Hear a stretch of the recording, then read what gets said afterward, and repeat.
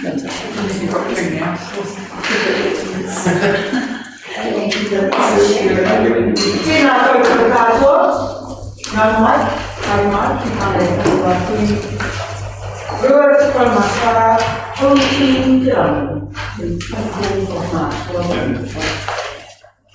I ask Councillor Murphy to open our meeting with Kia kura te marino i a whakapakitanga nui te moana. Kei huarahi ma tātou I te rangi nei. Aroha atu, aroha mai, tātou I a tātou katoa. Some housekeeping matters, everybody. We do need to recognise our meeting will be live streamed today. We also have a limit on numbers in the chambers in maximum of 25 souls, and we are close to that limit, so it is unfortunate. Hopefully that will be, well, it will be relaxed as we go forward from here on in.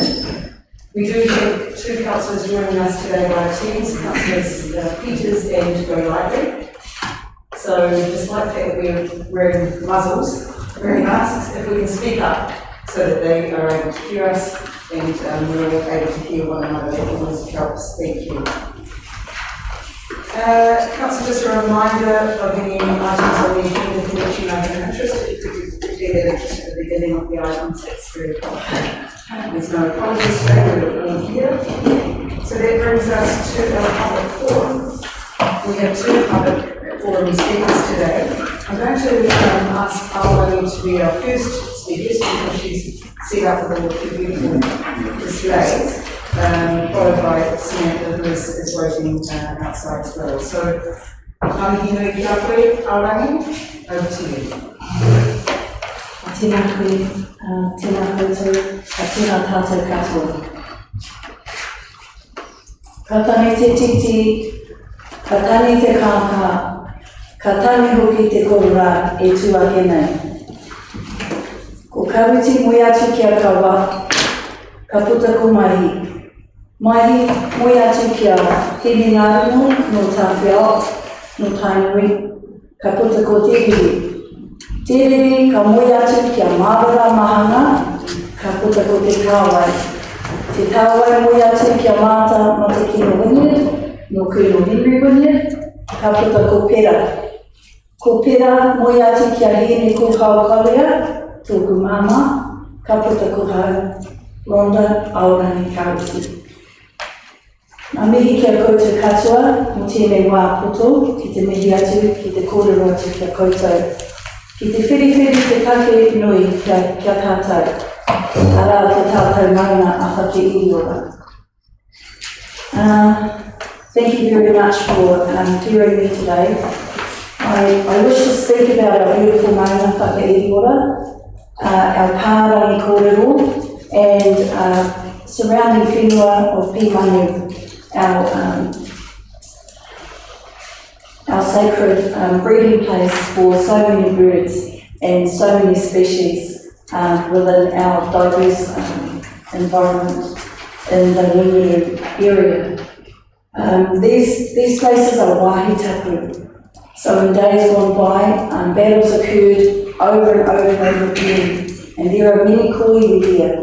And so as kaitiaki of these whenua tapu, we are tasked with this huge responsibility to protect, to restore, and to provide knowledge around these special places. And so that is our role as hapu trustees of Te Wairiki, Ngāti Korora, Ngāti Takapare. And we take our role very personally and very seriously because we live here. And so we have a vested interest in these places. And recently we conducted a Give a Little page and a funding bid to purchase back our mountain. And the enormous amount to us is $3.6 million from the property owners of Templeton Property Limited. And so Whangarei Sanskrit Protection Society set about to assist us with the financial part of this, because as we know, Māori are not terribly financial. and we are rich in cultural assets, in te reo mio ngā tikanga.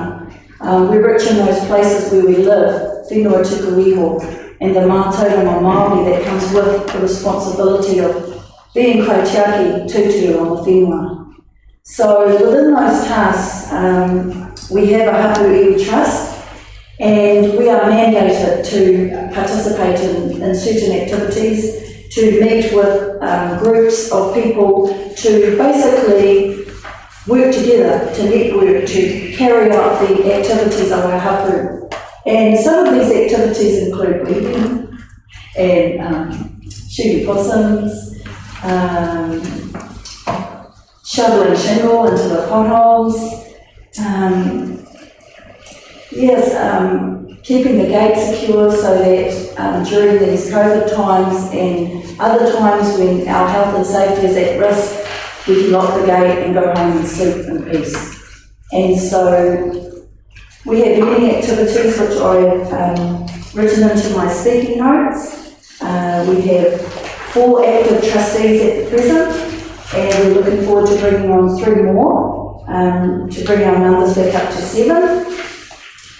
Our management, our governance and our operational structure are very much blended into one because we're such a small organisation. We have only a few trustees and many tasks. So our hapu membership become a pivotal part of how we carry out our hapu business. And some of our activities include laying and uplifting rahui, which we were privileged to do when Yaron passed away recently. And we made to him and his contribution. Whilst we were on his boat, we got to speak to people who were interested to know the hapu perspective and shared that with them. And one lady sat with us for about 20 minutes, and at the end of her 20 minutes she said, well, my sons have a piece of your mountain and I'm going to ask them to give it back. And then several days later, on the Give a Little page, she called her $20,000 to the cause. And of course, Yaron contributed through the tours on his boat and through his energy and his love for the environment. And so we are honoured to be a part of this process that is designed to bring back our mountain. And our mountains are very sacred places to us because they're the highest point of vision. So Arangatira would go up to this mountain and he could see everywhere and everybody that was coming and going and where people needed help. And that is the vision of a rangatira, is to be able to see who needs help. And so currently our hapu needs help. And really, some of that help would be financial, but mainly it's actually in kind to support our bid to buy back our mountain and the surrounding lands, and to continue with our kaitiaki tangamahi that we have been doing for generations. Nō reira he mihi nui kia koutou. I've written a waiata, especially for our mountain, and so I'd like to sing it to you today. The first time I sang it in public, which is outside of my garden, was on Yaron's boat when Hone had finished his kōrero about me.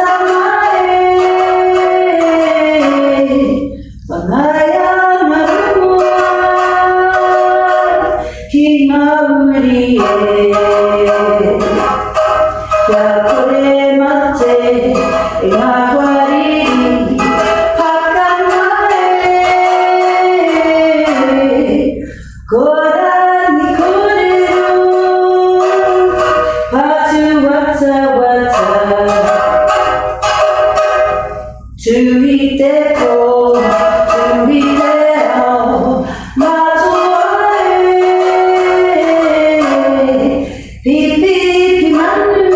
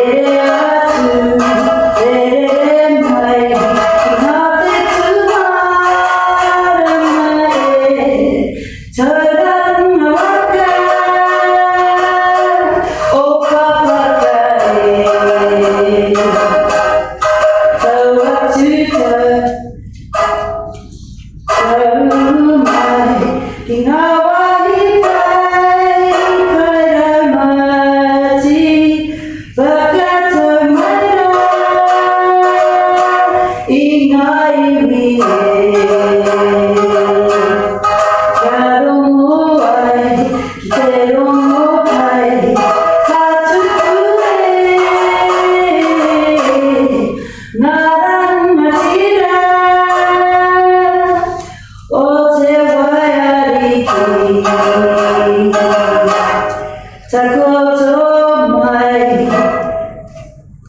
ki ngā tini tāpue,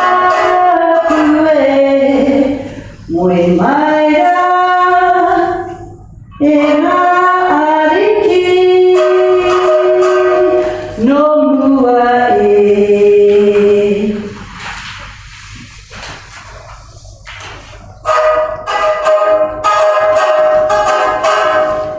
Ka heke ni, ka heke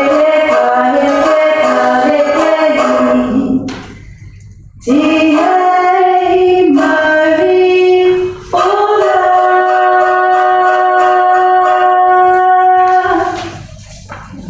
A tēnā tātou katoa.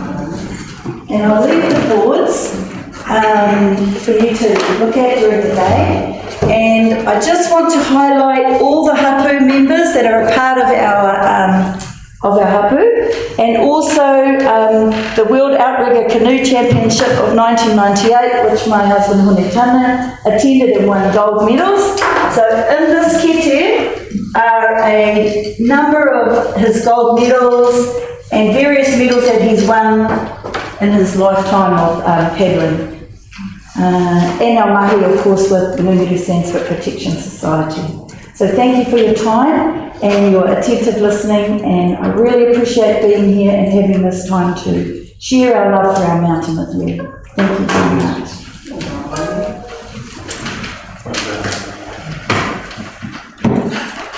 It's a pretty special start to our group today.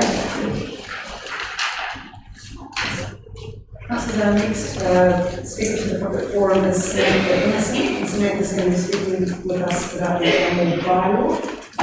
So Karen is going to bring forward.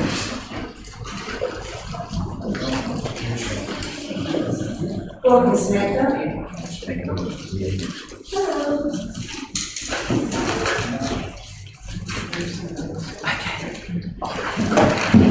The time is yours.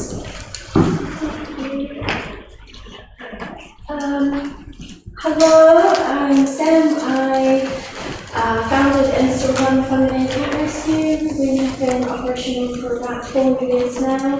I come with about 15 years experience with domestic animals, both paid and voluntary. I have a lot of experience working in South Auckland with low-income families, a huge population. I was told not to move to Northland because nobody cares about animals, but it's been absolutely the opposite to what I expected. And the community has welcomed us so much, and I'm so appreciative of that. Now, forgive me, I'm really nervous, and I'm not really a formal person. I'm used to speaking to people in the community, vets and cats. So, thank you. Okay, so it's important to understand that there are 3 kinds of cats that are addressed by NZ welfare law. You've got companion cats, you've got stray cats, and you've got feral cats.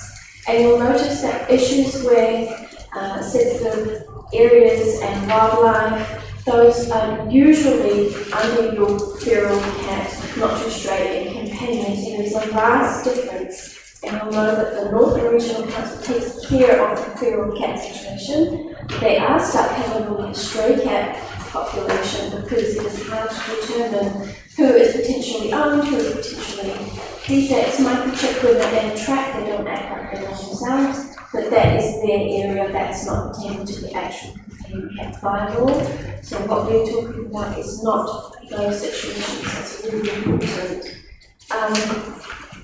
So New Zealand is home to more than 4.35 million pets, which is just shy of our 5 million population, and 64% of households have pets are raised second only to the United States.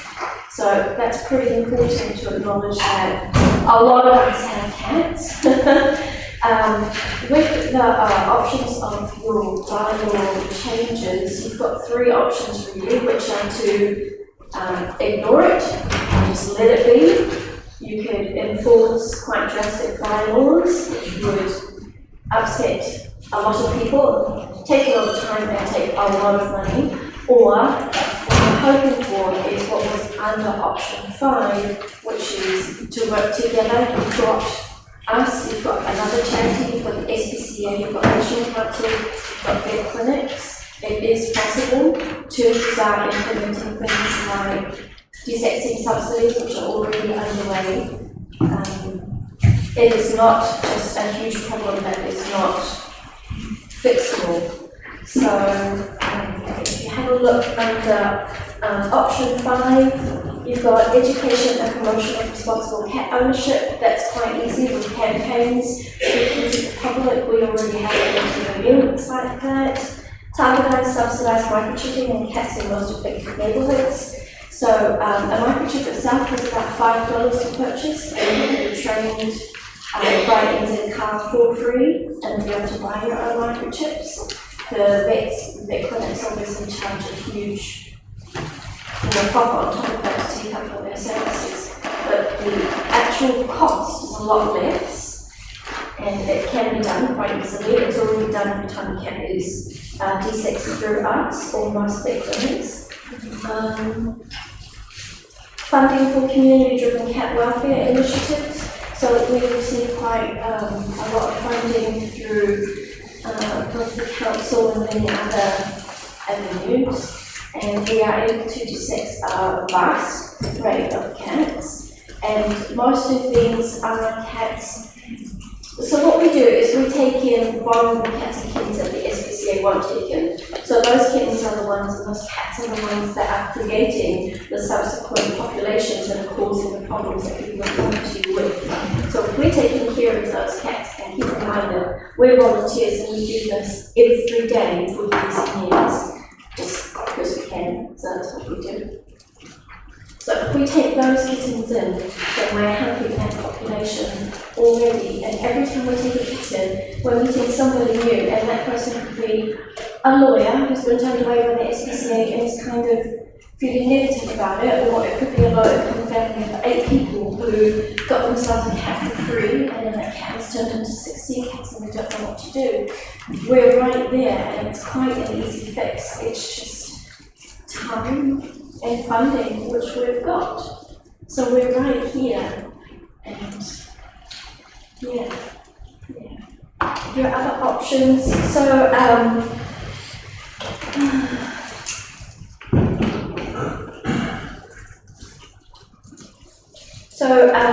previously I watched the live stream of other people who attended, and they were suggesting mandatory desexing and microchipping by a certain age. Unfortunately, most vet clinics in Northland will not desex cats until they're 6 months old, in which case they are already breeding. So that's another education tactic that you can alter, and that's not the public, that is an actual paid workforce. So you need to keep in mind that this is not the only council that has this issue, and there are other councils who have already taken steps to doing things like promoting, desexing, education, and all those options. So you're not doing anything drastic, you're sort of taking beginning steps towards what other councils are already doing, while keeping the community happy and addressing population as a whole, and trying to stop the cats from coming through the cats. You can stop them at that stray cat or unwanted kitten things. It's not that hard. We're doing it. Thank you, Sam. Yeah, sorry, I'm so You never know who remembers. Councillors, any questions for Sam? Councillor Murphy. Thank you. Just one second. I suppose for me, the question would be, I mean, like you say, you're providing an amazing voluntary service and it's dependent on you and your passion. Yeah. If you couldn't be there to move away, you know, that was no longer around, do you think then that's where something like the microchipping and desexing would become therefore very important if you were there to do that work? Yeah, so the way our charity works is that you've got 3 people in legal settings, and then you have a large team of volunteers. So if something was to happen and I needed to move, there would still be an existing charity here. We're not the only one, there is also Whangarei, and although they are in Whangarei, they operate largely out of Pula. And even though things like having a bylaw with desexing at a certain age, that is something that we could work towards. So if we were to work towards it from now until the next revision of the bylaw, you could then look at something like implementing an age restriction or something like that. But you've got to work towards it now. So there are people there, yeah, looking around here a lot, there are crazy people. Thank you. That's a couple. Thanks, Andy. You haven't made me story. Hey, I just wondered what sort of numbers of kittens or cats does Whangarei Cat Rescue, since I get through, it's not that right, but deal with it in, say, a year, roughly? So at any one time we have about 60 to 80. Keep in mind that we're taking the most vulnerable and we desex the family and return them back to their owners. So we're rating it into twofold. We would take in, forgive me, I don't know, couple of thousand. Yeah, and it's not just us, Whangarei, so we will take in 60 to 80. Whangarei Rescue will take in 200 to 250. And then you've got Bay of Islands, and although we are in different areas, we all still cover the same, depending on where a family or person goes to for them. Cool, thank you.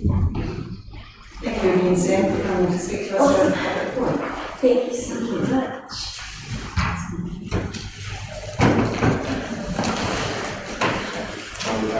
Councillors, we're waiting for the organiser, so let's move on to item 6.1, the minutes of our meeting held on February the 24th.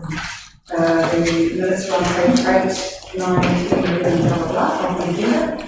Now somebody move to the Councillor Holson's moving. Councillor Poplar seconded. Councillor Member seconded that it's included in the confidential section. Thank you. Any corrections required? On page 9, with the petition that was presented, we've got all the block version, which is incorrect. So Thank you. We'll correct that. Any other corrections or amendments required? I'll put the motion as a vote aye. Against? Carried. Item 6.2, ordinance of our emergency council meeting held on the 10th of March. That's when we move that that's appropriate. Councillor Thomas moving. Councillor Chapter seconding. Any corrections or amendments required? I'll put that motion as a vote aye. Against? Carried. We move to item 7.1, our engineering standards 2022. The recommendations are on page 22 of our agenda. Councillor Ellis is moving and Councillor Murphy is seconding. Councillor Ellis. Thank you, Your Worship. First of all, I'd like to acknowledge the work that Alison Thompson has put into these standards. I also would like to just comment on the fact that with the standards now being outside the district plan but being linked to them gives us a substantial amount of flexibility.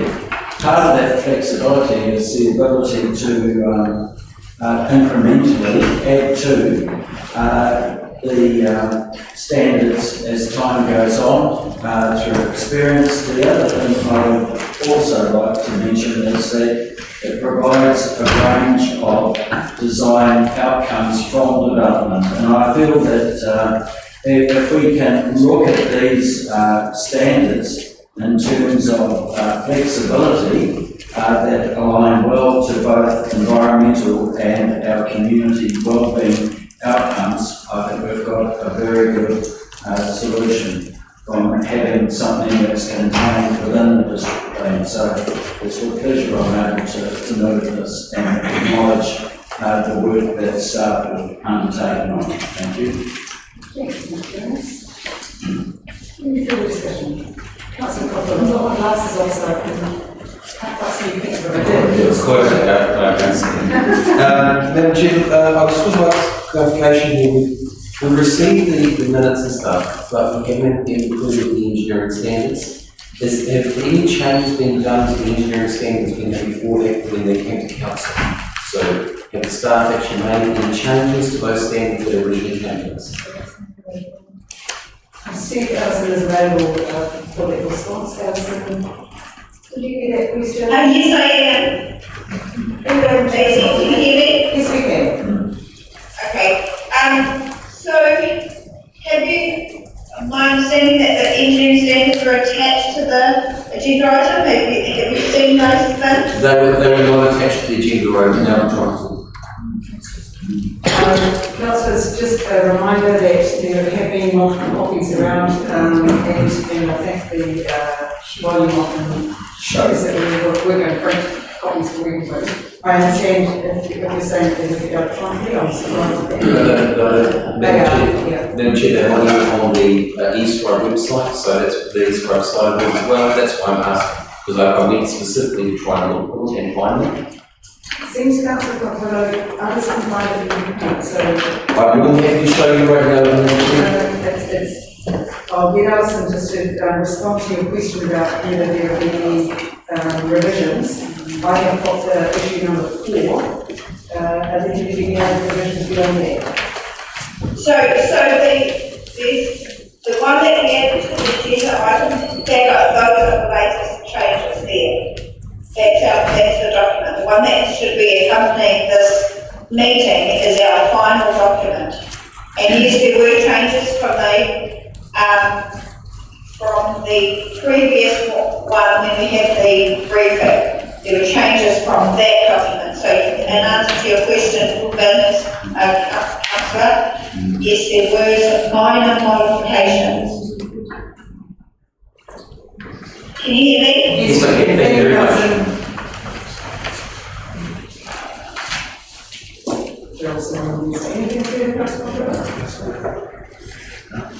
Sorry, Chair, I was expecting to see them on eScribe, because that's where I began to see the minutes. You're informed that they're on the website only, so it's unfortunately you can get anyway. Any further discussion?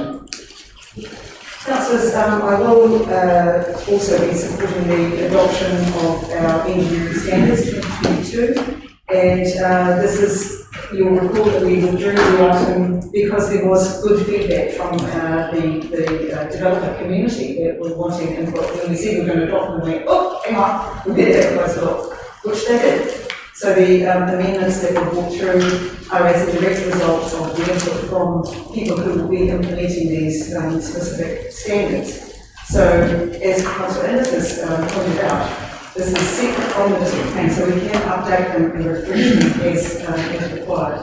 And I'm sure that will be implemented. So again, thanks to the team who put a tremendous amount of effort into this, and it's a significant day when we finally adopted. Councillor Martin. Just wanted to bring up a question, just obviously I'm new to the situation and there's a lot of information here and also following on from previous.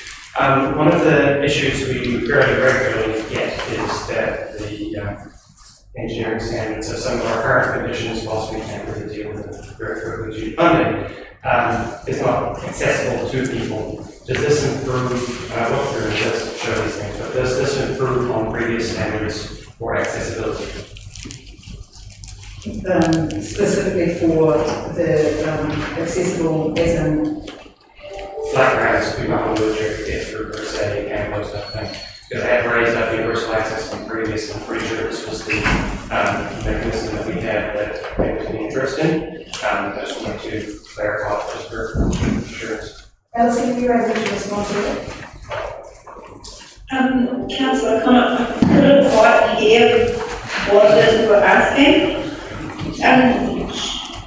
My question was, does this address accessibility for people who are unable to get around? In previous times, I've heard that this is the standard that we will do rather than universal access, that the engineering standards would be upgraded to a pack where, a way where it is much more accessible for more people. So, in terms of the engineering standards themselves, we have increased pavement widths and things like that. Are you talking about working with the accessibility group? I'm not sure specifically. This is the first time I've announce this. Councillor Conlon. That's all right. No, my question is, I've raised universal access in the past through the long-term plan, and was told that the engineering standards were the way that these things would be taking place and be taken care of. Yes.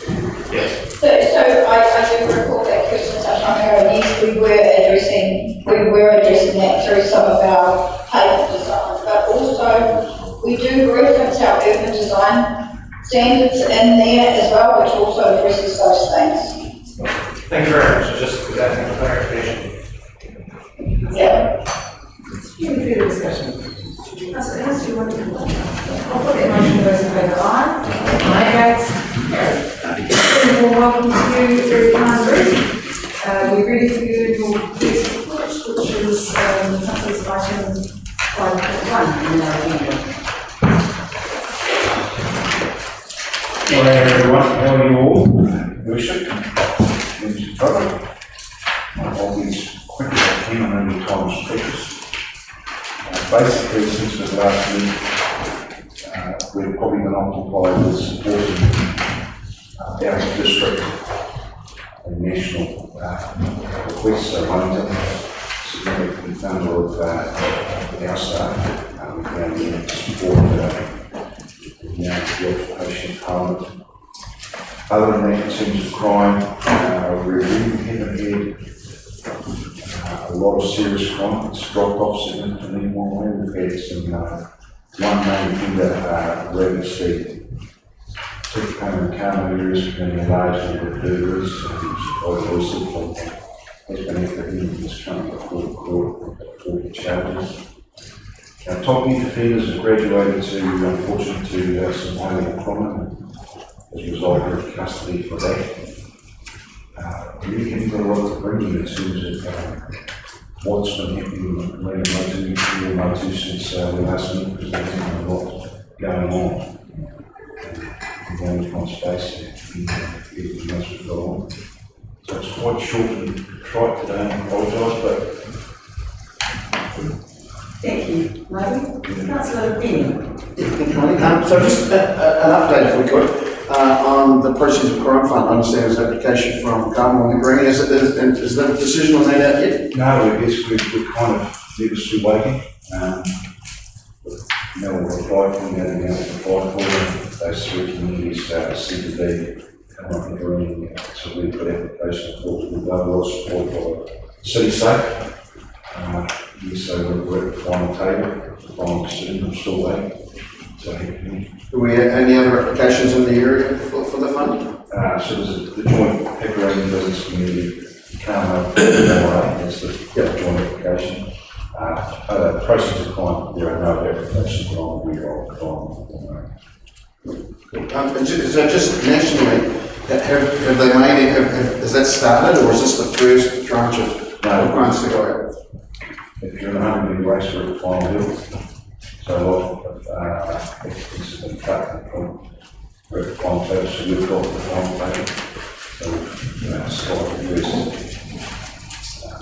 review, if you like, and there were some interviews, there were some good people, people staffed up, and I thought we did very well. So we're at the final table for the final table. Thank you. But, yeah, look, just the reference to 100 metres, I hope you're not running that 100 metres. No, it's been a while. Good. Still did that. I've got Councillor Cooper, then Councillor Roy. Yes, Marty, I've been in a race any day, you still look pretty good to me. Thank you for your report. Usually, you have got a fair bit of serious crime and today you're telling us that things are a little bit quiet around the area, which is great, well done. It gives us the opportunity, I guess, to look at some of the things that sometimes don't get priority, such as the vehicles on the beaches, which I continue to go on about, and I see Councillor Martin was expecting that. I know he supports me in that, it's very important. But also, we've got the graffiti that's growing around town, isn't it? And I know that is a big issue for many people. It's a reflection on us a little bit, and it'd be good if we could use this time. I'm sure you do. All the other places. I guess also like to know that in your spare time, you're putting people onto it and catching them for your act. I thought we had a resolution, we're talking about Ricardo White. What are we talking about, beaches or? Yeah, beaches, yeah. Yeah, we're talking about Green Bay, yeah. Bring that. So have you got some really good progress there in terms of joint partnership between the local police, doc? Yeah, so to be honest with you, Marty, we may well have it, but I keep bringing it up just in case people forget. Okay, all right. So I haven't given the notice in the last complaints or references to what the sort of beach situation. I thought it was. It tends to be around the village. They start on their motorbikes and they sort of rip around the village up over the hills. We're getting quite a lot of elderly people that are feeling intimidated. So around the racecourse entrance there, down the pipeline, and back on by the old plant there. What I can do is I'll check some break to bring that on. Thank you. Any work they do is appreciated, and any more they can do is, when it fits in, is great. Thank you. Graffiti? Yep. So this has been a topic of some conversation in the last probably 10 days. So if I said to you, we check the currency every day, everything we do, the amount of graffiti reported to us is virtually not more. It doesn't mean to say it's not. It's technical, I understand council have a program and remedy. Yeah, we can clean it up, but it's actually dealing with the people, isn't it? So. Yeah, it's kind of, I guess, probably in the Indian space, our focus has been that in resolving crime. I said to you that I can't remember the last time I saw a chatting complaint, discussed about 9 o'clock every day. There'll be no exaggeration, so it's been a long time. I haven't seen Yeah, I was talking about regularly here, so I think that's the purpose of these meetings, for us to pass things on. Yeah, but it's signal crime, and it does, it's very low level, but it does have an impact. So look, what I can tell you is we're just about out of the underground space and we're hoping to continue normal. I'm saying that we've got significant demand in farmers, which we're assisting with water rescue, solidification, serious crime, we hope to be back to normal, probably about that to late April. Get back into our communities, get our numbers on the ground, do some movements. So youth teams have been deployed in the front line, to be deployed to I'm hoping to return to work soon so we can get back in the space. This is good money. Thank you. Things are going well before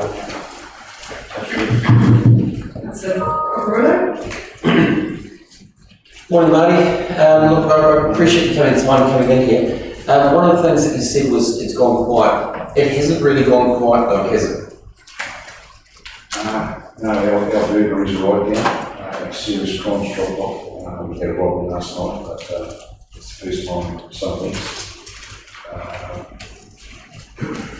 5 years commanders, our family violence is really going well, short term. Maybe because we're at the top of the bell curve. From yeah, I was just going to say, from your experience, could you associate this to anything or anything in particular? It's a question we're asking ourselves in intelligence groups, what's happening? Because like here, 7 or 8 weeks a week, it's very minor. Very few dwellings have been broken into, those are really, really low numbers. Good numbers, everybody brings a lot to the community.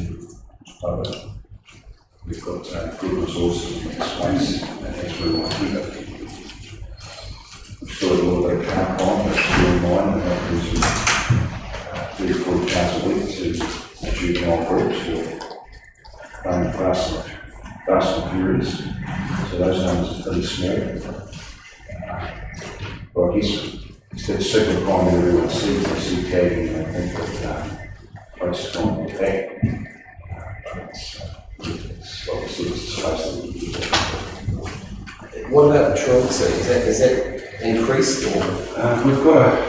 We've got a meeting with the council in NRC shortly about the bus station, so we're hoping to get some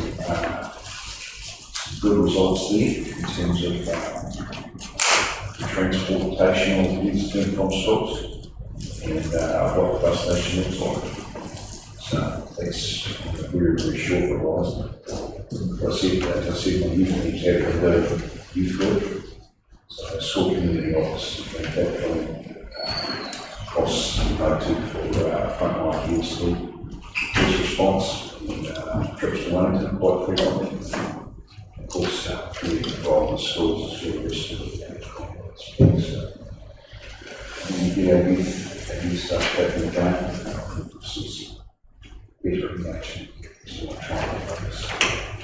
But truancy, big problem.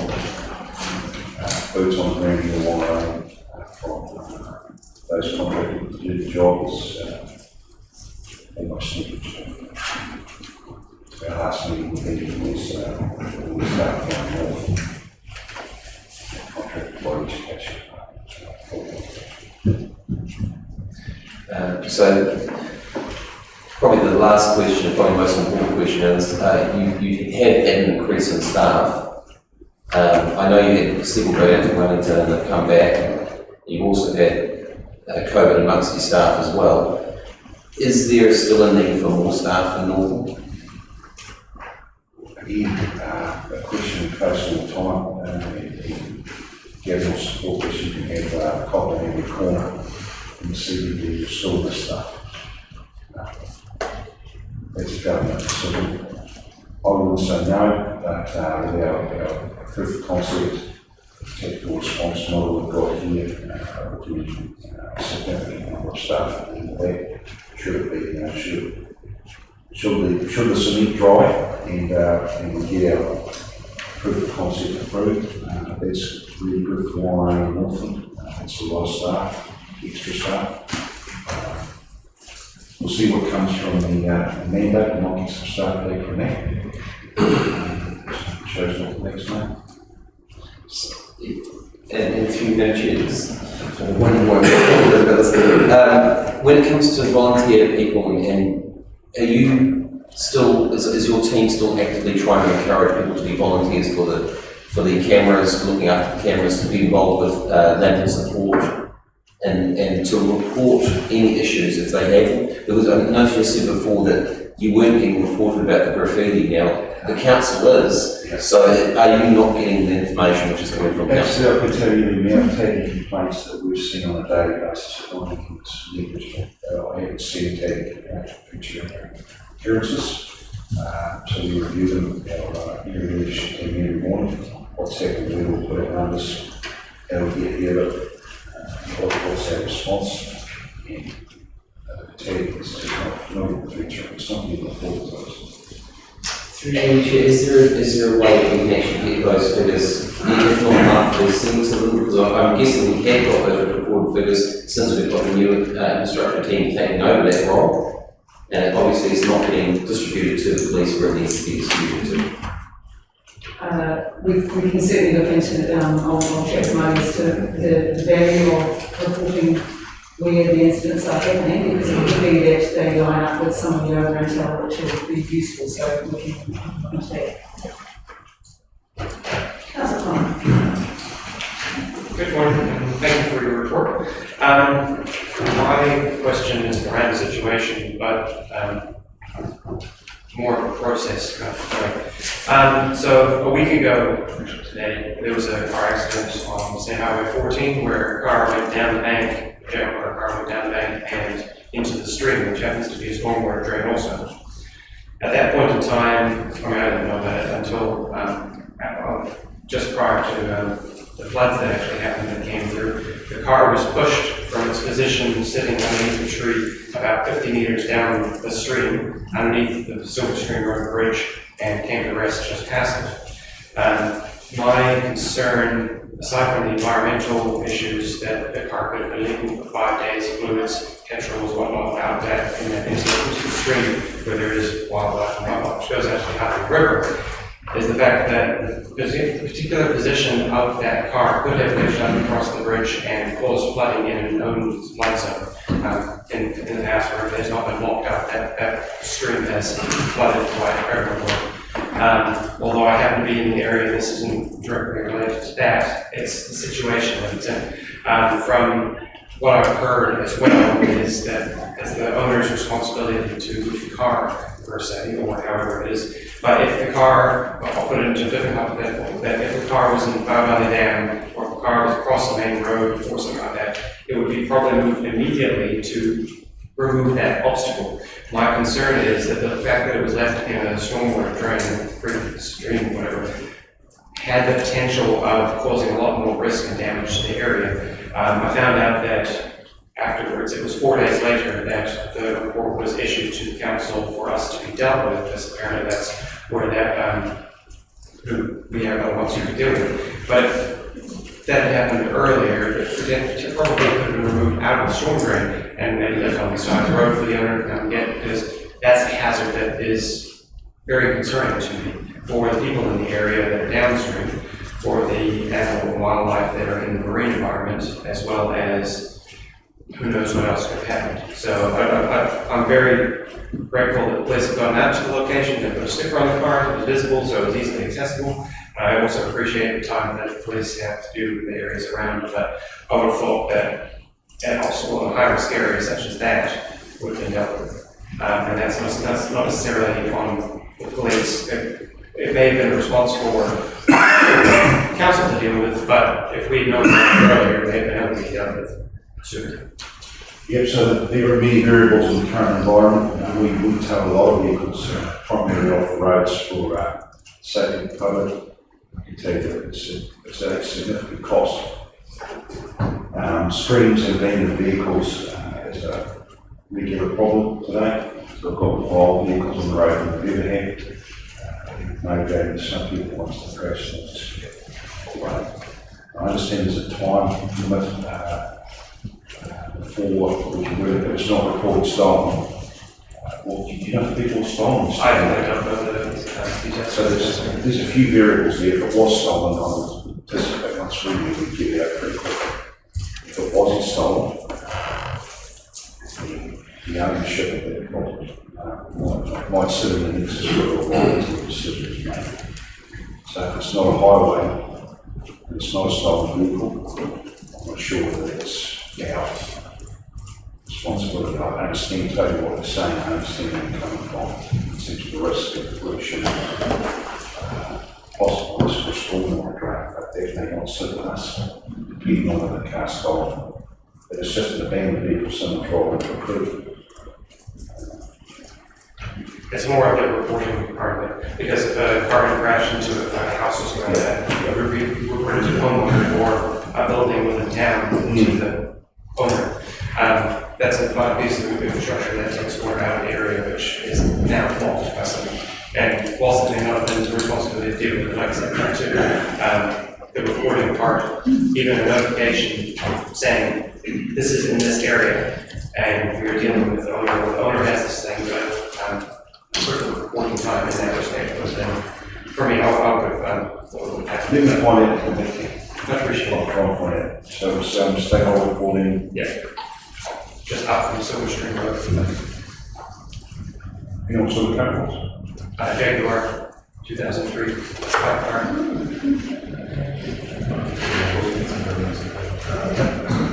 Got Councillor Reid and Councillor Martin. Thank you.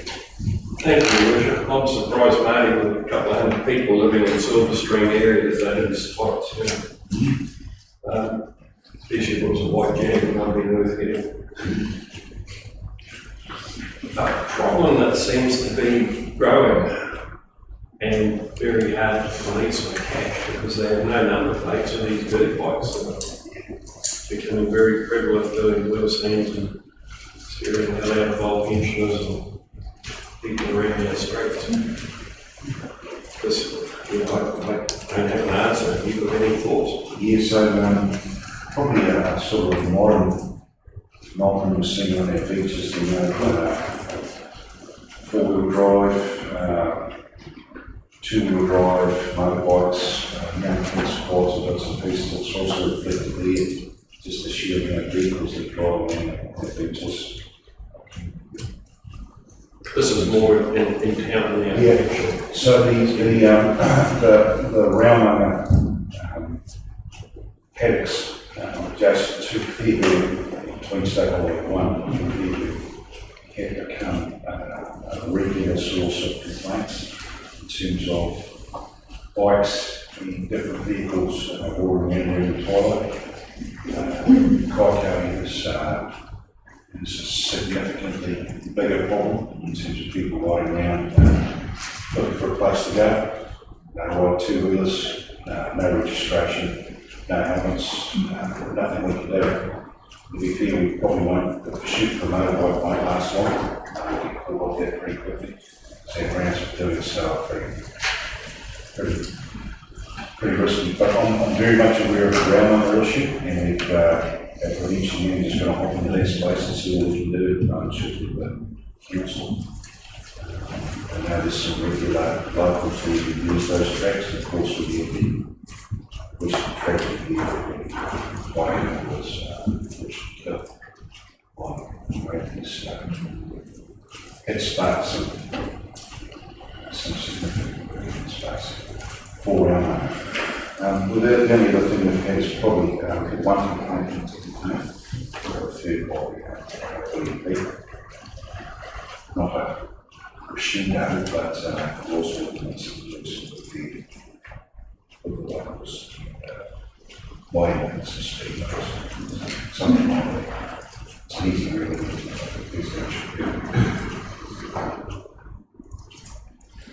we can't pursue motorbikes unless we've got really good grounds, because they usually end pretty bad. No national pursuit policies, pretty rigid.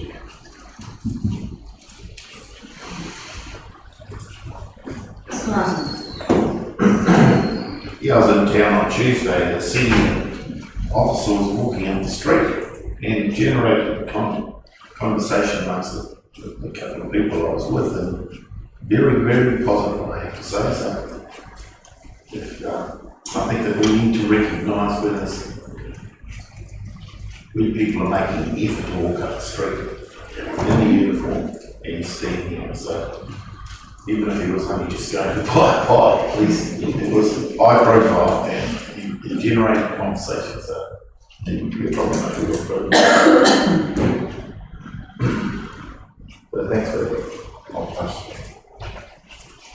We have to take a selfie when we walk in town, once a month. Councillors, any other questions for Area Commander Reed? Moving on the screen. Councillor Peters, Councillor Whangarei, any questions? Thank you very much. Thank you so much for your effort, and please pass on our thanks to your team for the amazing work they're doing. Thank you very much. I'm going to move over the segment for we received the note for the police report. Councillor Coppell is moving, Councillor Martin is seconding, those in favour aye. Against? Carried. That brings us back to item 7.2, the gas and electricity easement for Lands Lane and Captain Park reserves. Our recommendations on page 24. I'm going to move over to the recommendations. Councillor Coppell, Councillor Coppell is seconding. Do you want me to read this out or do you? I'll do one, you know you do. I'm just double checking, in the past, your worship has said no to step over it, but I'll be read.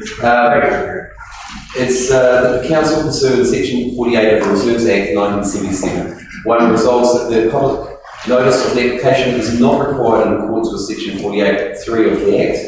2, approves the application by First Gas Limited and North Power Limited for easement rights over part lot, lot 1 PHS of the parish of Whangarei, lot 1 DP Rest, detailed to their attached easement plan, And 3, authorises the chief executive to finalise the easement plan instruments in agreement with the applicants. Madam Chair, the reason why I'm moving this is it's common sense. This is stuff which has to keep our district going. This is about making sure that the gas, North Power have access over the river, the stream, should I say, and that it's able to be done in good time. There is still some work to be done on it, and I think this is just really a formality approach.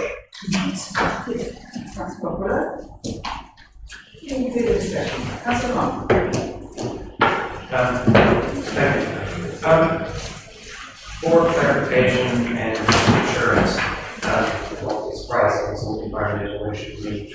With the fact that it's, I appreciate where it's going to be going underneath the stream, is it low enough that any erosion will not be affected? It won't affect this placement? Because some of that area in that particular location around those corners have been quite heavily impacted by storm surges and whatnot coming through and got in the area.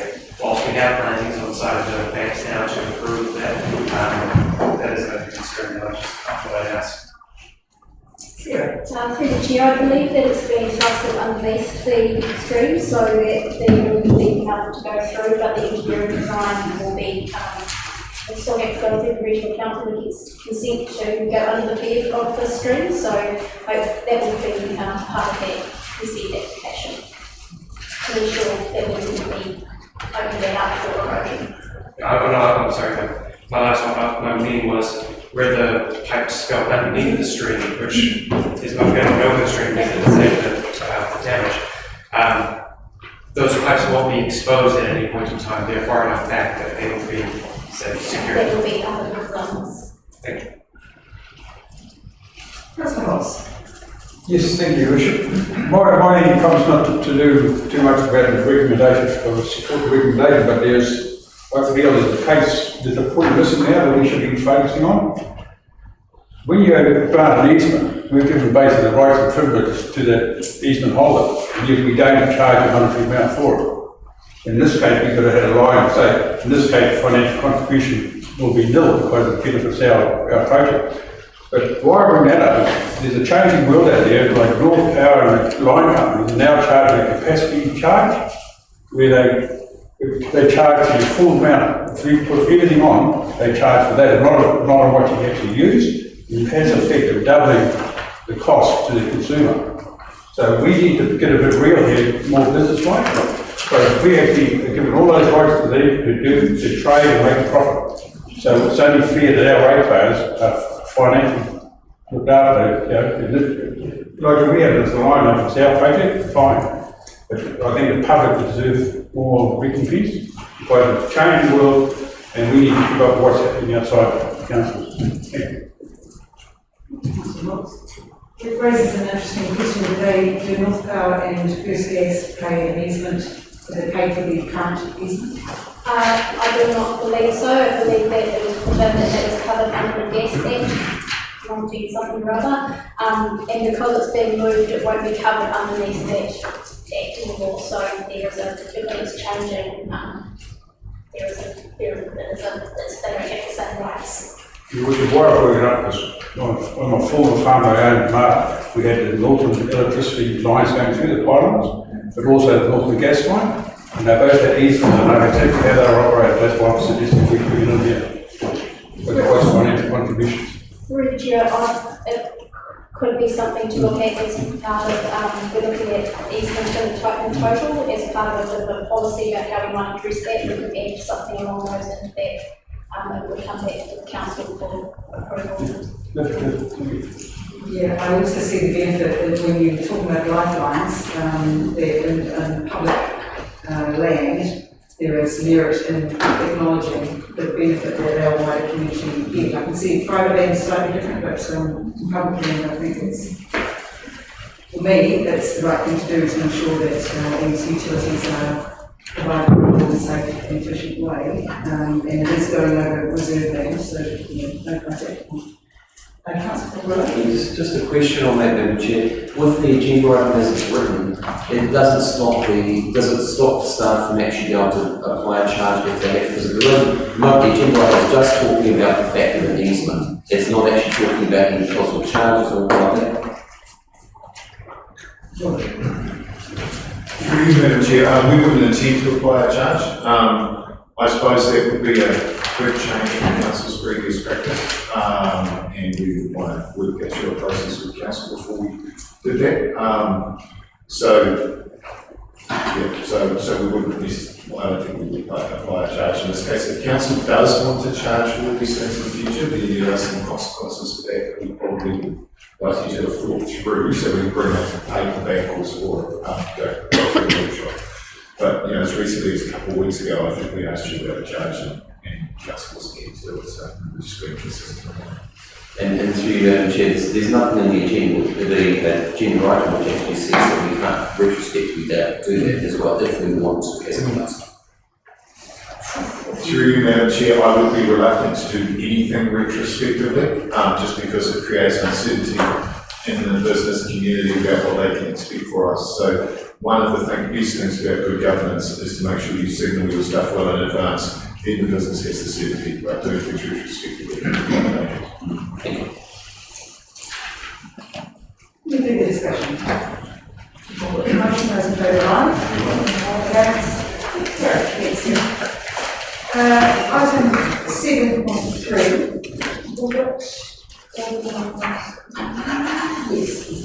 Page 30, the Northern Regional Landfill Limited Partnership Statement of Intent for 2022-23. Councillor Whangarei has his hand up, removing that. The recommendations are accepted. Councillor Whangarei. Just before we, I would like to declare the same conflict of interest as Steve. Thank you. Councillor Martin is interest as a director of the partnership and not for discussion. And with that, Madam Chair, I know Councillor Denny and myself, we just, as an interest, not actually as a conflict, so we're actually just making sure that where it is put on the books as well. Because it is mentioned inside the agenda, but just to talk about the agenda, it actually says to agree the Northern Regional Council Limited Partnership Statement of Intent 2022 to 2023, and notes that the Northern Regional Landfill Limited Partnership half-year report for the period ending December 2021.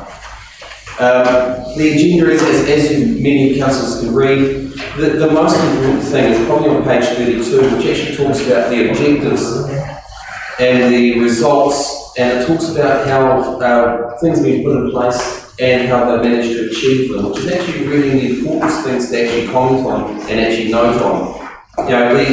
As a partnership, they have worked very, very well to make the best of the district. They have tried to do their best to do the recycling. They have tried to do their best to do the composting and things like that. So it is an organisation which is actually, as a partnership, and again as a partnership, is actually working very, very well for the district. Our partnership was collecting the plastics, even though they didn't have to, and yet the government's now changed the rules encouraging them to. So our partnership was actually proactive in doing things like that. On the other side of things, from an electronics person, I would love to see more recycling done of that. And I know the biggest issue there is that China is refusing to accept electronics. So it's something which maybe there might be an industry in New Zealand that may want to set up and actually do it properly. Laying down the track, and maybe something that the partnership might want to look at. But overall, Madam Chair, that is the item. It is there, it is clearly written, and it is clearly understood what they actually do.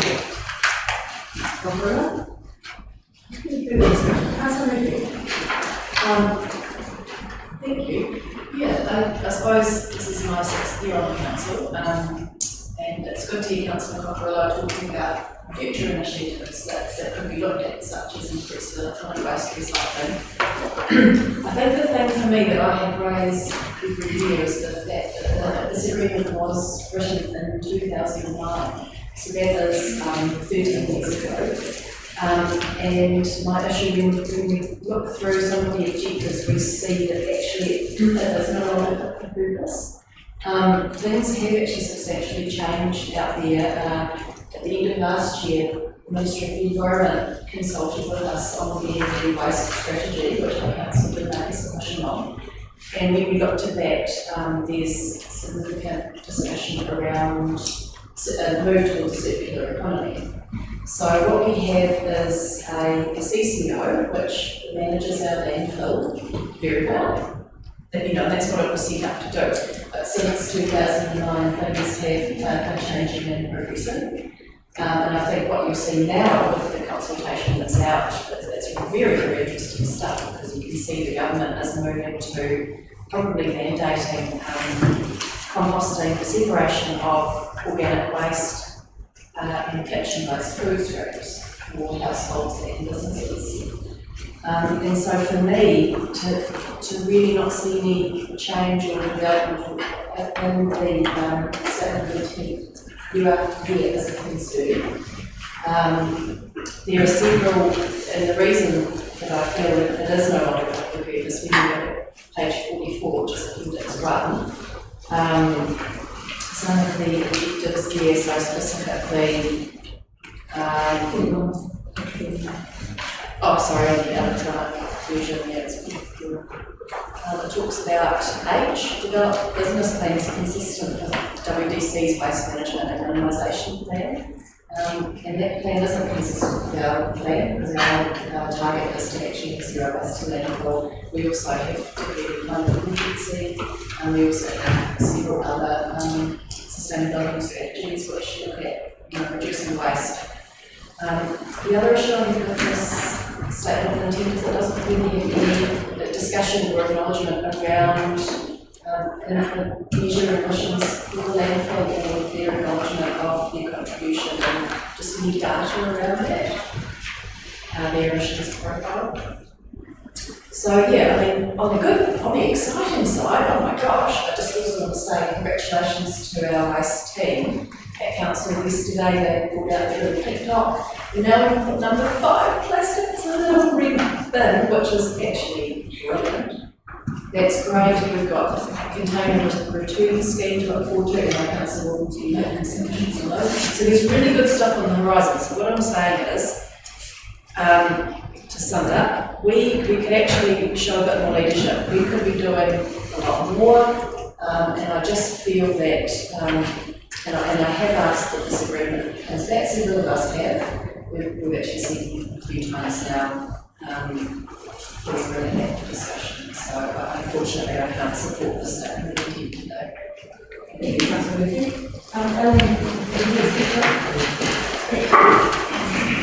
As a director.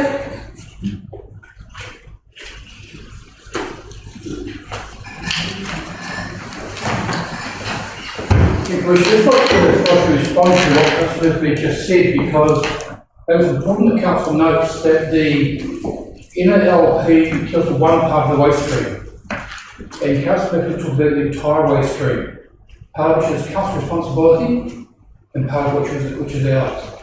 And there's things that we can do within our part of it, and we can't control what Council does with its part of it. So if you think about the zero waste minimisation, that's the Council who through its policies on recycling and how it puts in place. What the landfill does is deal with waste once the net effect of that is given to us to dispose of. So if you look at page 34 on the agenda, the very last point, there's a very key one, our role is to waste diversion, not waste minimisation. So the Council does everything it can to minimise the waste which is created, which we totally support. However, what step over comes to us, the first thing we do is to do what we can from the waste stream so it doesn't go to landfill. So over the past few years we've done things like we've really increased our green waste. We're doing lots of timber recycling now, we're pulling timber out of the stream. We are shredding that and selling it to Portland Cement Works before they kill them. So we're doing all we can to minimise the waste that comes to us on diversion. But we can't do things out on the street. That's Council's role, not the manager's role. So I think our responsibility is really clear. We are doing things in line with Council's waste minimisation plans for what we are given to deal with. And it's a very important distinction the council bear in mind and looks at what our statement is. Thank you, Alan. And I agree with you. This is around the landfill limited partnership statement of intent, and it's a very good point that you make to just differentiate between the discussion we're having on the landfill. However, I also take the point that there are developments in the waste sector that are coming in through legislation, and I think it would be really worthwhile for us to coordinate a workshop on this for the councils to get a really clear understanding of what's coming ahead, and therefore what impact it could have on a landfill partnership, for example. Because if we are successful, then there are some objectives within the partnership that all need to be reviewed. I agree entirely. So we're all speaking in a similar way, that we have some objectives through our waste management and minimisation plan. We also have a responsibility for an environmentally safe disposal of the residual waste in our own district through a landfill. So, and there are lots of factors that are coming into that. So I think it's a really important topic that we have a keen interest in, and I would suggest that I'll ask Rob to organise a workshop as soon as possible to get up to speed with all of the aspects of waste minimisation, zero waste to landfill, disposal options, recycling, the circular economy, the whole hurdle, which we can't address today, but if we can coordinate that, it would be really helpful. That's moving. I just wanted to respond through you and the chair. One more. Chair, the council's already spoken, so she can only ask questions now. Yes. Thank you, Councillor Whangarei. That's correct. Our question is, so one of the major projects that the statement of intent outlines is the proposed gas energy. And I just wonder if there are any comments on whether, what the cost of that is and whether that is a worthy investment, considering that it's very likely that in the next 5 to 10 years, green waste and organic waste will be prohibited from going to landfill. So I'm just wondering the costs of that setup. Thank you. I think that is a question that can be posed to the directors for their future and probably part of our workshop discussion. I agree. That is an important aspect because every impact is an effect, every challenge. So, Councillor Peters. Yes, I endorse your idea of having a workshop on this. I'm concerned about signing the CCO that actually has conflicting pressures upon it. I would rather the Whangarei District Council front-footed it rather than be forced by the Ministry for the Environment to improve. This is an area I find we need to do quite a lot of work in, and somehow we may be tripping over our own bootstraps. Thank you. Thank you, Councillor Peters. Councillor Cutforth. Well, Councillor Murphy may have been on about it for 6 years, but I've been on about it for 9. And just in response to Councillor Kukurow, if you've been watching the news the other day, you can now give your phones to the Mint in London, who are boiling them down. Not boiling them down, and getting the gold out of them. So, there's a whole new aspect to recycling, a recycling stream to be important. Seriously, I think I take Alan's point. And I think that's another reason why it would be really good to have a workshop so that people actually understand the distinctions. But the point does remain that there's an inherent tension between having a for-profit CCO and waste reduction strategy of at least one of the bodies that's involved in the CCO. So I think that tension is something, there may be a creative element that comes out of this tension, that that's what we're looking at in a workshop. But I do agree with Councillor Murphy that we've mentioned a number of times in this forum, we've requested that the NRLP really do review and look at its objectives. And I keep coming back to the way to promote waste minimisation and it's financially viable to do so. It just seems to sum up the tension really. But I sort of do feel that unless we actually bring it to a workshop, it just keeps falling a little bit on deaf ears.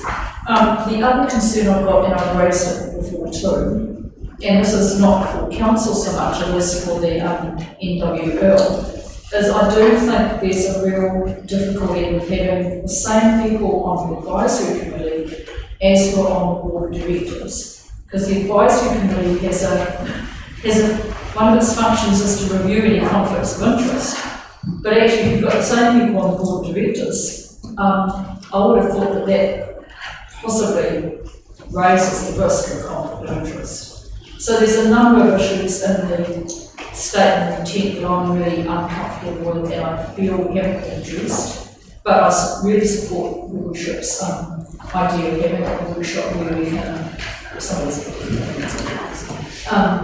where we can have a workshop to really tease out some of these issues and look at what is happening into the future and what we can start putting together as a council. I just need to confirm that this is a not-for-profit entity. The NRLP, if you look on page 34, it's a organised, it is, I do beg your pardon. They must have a for-profit. Yeah, well, I'm happy if you want, if not as a mistake, and they won't put it again. I beg your pardon. Councillor Hobbs. I'm going to turn this around a bit because I don't want to go to the workshop at all. I said, out of all the years, for the last 10 years, I don't think I've had one complaint, written or otherwise, of our operation of the landfill. So we've got a very, very successful operation with the council trading organisation. And they're fulfilling their obligation by giving us this agenda item and statement of intent, etc., and we see the financials. So I think there's a lot of nitpicking going on here for a little benefit. And there's the old saying, 80-20 rule. 80% of the time, we always, 20% of people are never going to agree with what's successful anyway. So we just got to be a bit cognizant of real life. And also, why you wouldn't have that line in Council Cluster that's made out of a profit. Imagine that, you can actually make a profit. That's what business is set up to do. That's what our trading organisation is set up so you don't cost the ratepayer further money. And so there's a whole business case around this, and it's been successfully managed over a long period of time now. And just remember, at the end of the day, we're still going to need a landfill somewhere. So do we want to export it again down to Auckland, or do we export it further south to Auckland and have got landfills now? In very limited space. So we've got to protect what's really, really good for our ratepayers. We've got to operate in our own district, being run very, very well, running very much everything set up and with the advisory committee and the management of the landfill doing an exceptional job, because we don't have a rubbish problem that we do elsewhere in the country. So just, as the garden waste, kitchen waste, put it in your garden. It's a pretty simple thing to do, isn't it? So why make it a problem for the landfill? Okay, thank you. Thank you, Councillor Hobbs. Councillor Grant. I'm going to stand up. I'm glad this whole meeting today is pretty much all on environmental issues. It consistently is coming through. I will very graciously say thank you very much to the landfill we currently have for the efforts they are going to minimising the effects on the environment. I agree with previous statements of that we have a landfill that is really well made and presented and supported, and we can do better. Not we're doing the best we can work towards better.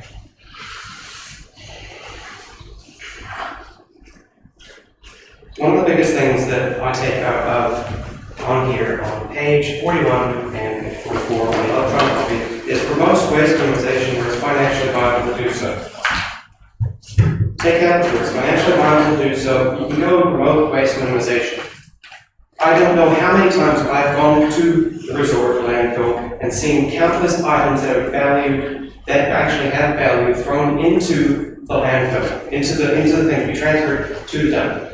We have a system where you pay for your rubbish, you go through, it's up to you to be able to separate things out if you deem them worthy or not. Otherwise, they just get dumped. And quite often people already don't want to provide something to other people to sell again when they are paying for it to be dumped, to dispose of. There are other groups and places around the country, and I made sure when I went on holiday, I visited these waste elimination stations as a tourist destination. There's MPHS Tipping Point, there's the junction down in, I think it's in Plymouth. There is Zero Waste Raglan. I've been to Australia, there's other places in those countries where they divert the rubbish, the waste, the resources, prior to getting to the landfill site. There's opportunities where we could actually do that here. We have such a long space to drive around to then dispose of our waste. There's a possibility of the processes to actually make it better for us, for the environment, and salvage stuff out. The unfortunate thing is we have a throwaway society. I completely agree with that, and I'm also grateful that you also mentioned that we looking towards, Councillor Burkhill, looking towards different waste productions as well. I completely support Councillor Murphy, Councillor Ashworth, and Councillor Peters, who've also said all that they have said. I will not repeat it. We can do better. I really look forward to doing this workshop. I really hope it's within this term because I need to support the councillors that are on this thing too. We can do better. We need to do better. We have to do better. And as much as we have been, we don't hear from everybody, that's why we also have different council lawyers to hear different supports. Whilst I respect that you have not heard many people come to you about these issues, I have heard a lot. There's other people around this table that have heard a lot too. And there are people out there that are doing their bit voluntarily to actually do and deal with waste minimization. There are people out there who don't understand how to deal with this rubbish as well, and they're throwing recycling in paid rubbish bags and throwing them down banks and whatnot as well, which is really frustrating, especially considering the education needs to be there to help promote people to do this thing properly, or assist them if necessary. Yes, it comes down to personal responsibility, and I fully agree with that, but we need to provide a system that is supportive for the people, maybe remove some waste or stuff that is salvageable prior to them dumping, or maybe even getting a return when they get through the end. Can't work this. I'm looking forward to the workshop. I'll end my mention here, but as the others have mentioned about keeping on, I've only been here one term and I've had stuff and saying the same stuff each time. And I look forward to working with this. And I also would commend the North and West and people who actually go out and to support the communities, Whangarei and whatnot, and all those other work points that we don't actually really hear about.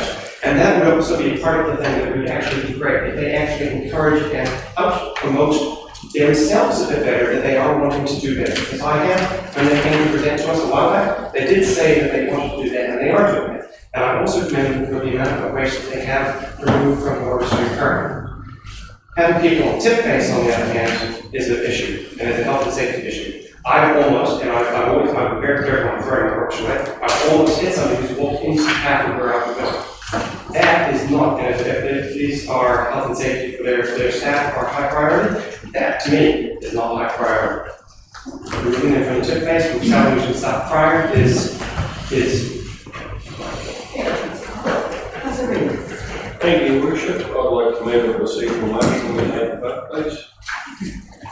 The motion you put, do I have a second for the procedural motion? Mr. Rees, being seconded. There's a procedural motion, I'll put that motion. There's a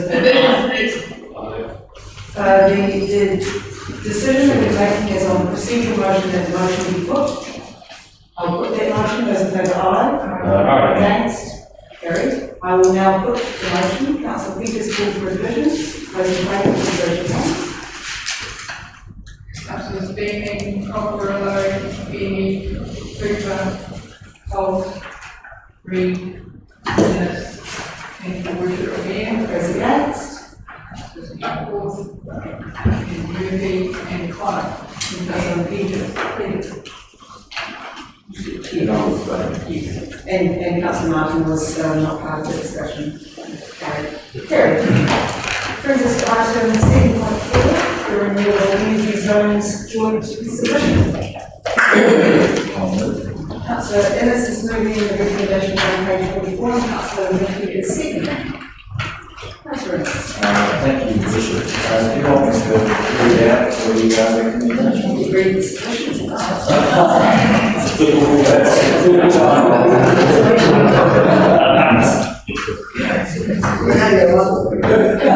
Yeah, of course.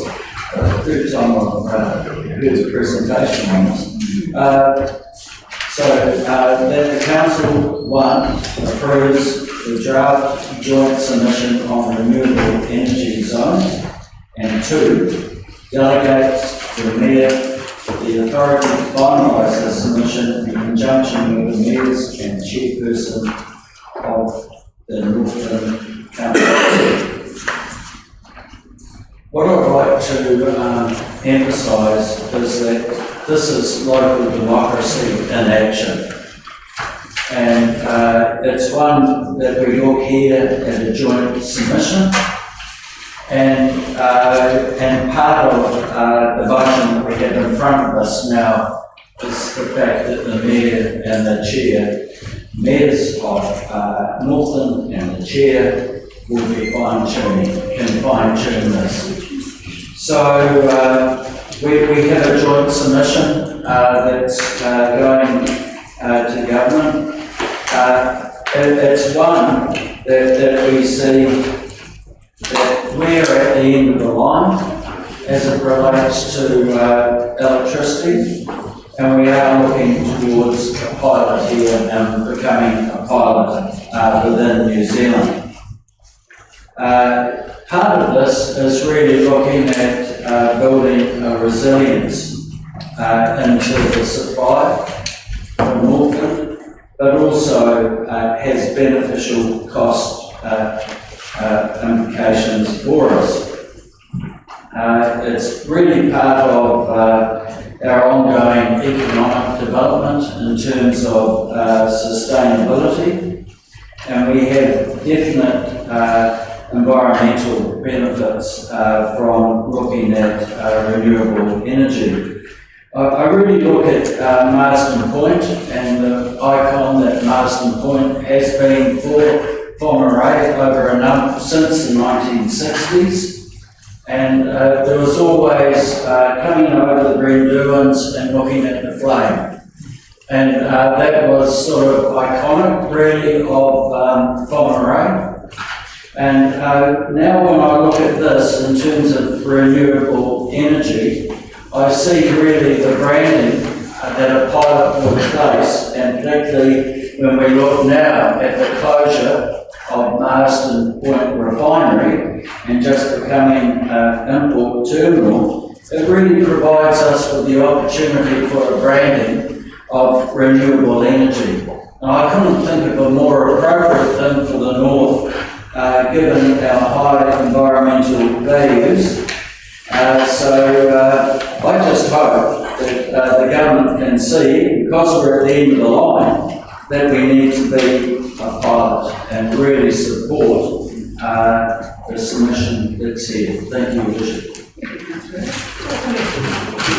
Yeah, I just want to commend the person who wrote the submission, because it is actually, it's a great submission. When I read through it, and everything that I thought I wanted to add and make sure we're in there was covered. So that's really pleasant.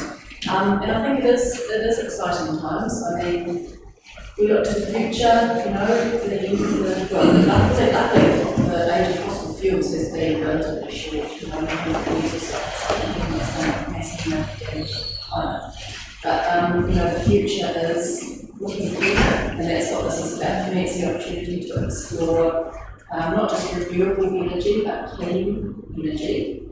And I think the aspect of collaborating with all councils and also made it clear at Cardiac at that presentation was really great. That came across strongly. This must be this pilot. This must be created in partnership with our local groups. So that's really great.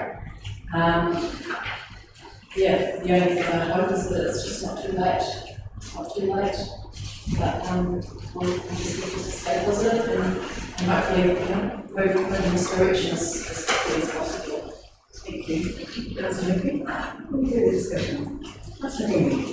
Yeah, I was happy with the submission. Thank you. I'm still not sure about coming over the Brindurans and looking down on a field with pylons or iron bars across the paddocks. I guess the only thing is that it isn't any worse than looking down on a field with pine trees everywhere you look. But I do think it's Thank you, Councillor Henry. Councillors, I think it's really important that we as a region show that solidarity of approach. So a joint submission from the four councils is a really important part of the message that we're giving to the government, that the pilot should be in Te Whai Toro.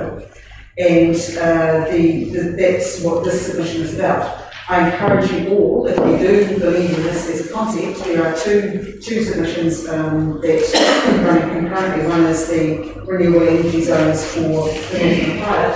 There's also the renewable energy zone in principle, and so there are two concurrent submissions processes. We are submitting on the Northern Pilot, and that's totally appropriate. There are others that will be joining into the submissions process. And it has been really useful hearing from Joseph Boyd in our workshop with regard to the first adopter disadvantage and how we can collectively ensure that the benefits of renewable energy is spread over the number of people who will be tapping into wind and solar.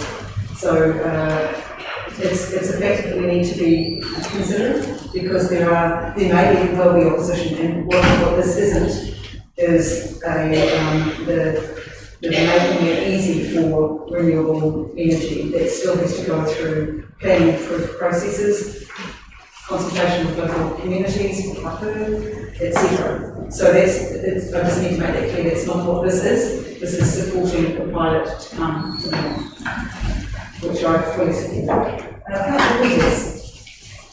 Thank you. I excitedly support this, and I hope that the Whangarei District Council continues to be a party to this development, which is really key to the business and community affordability of electricity for our region.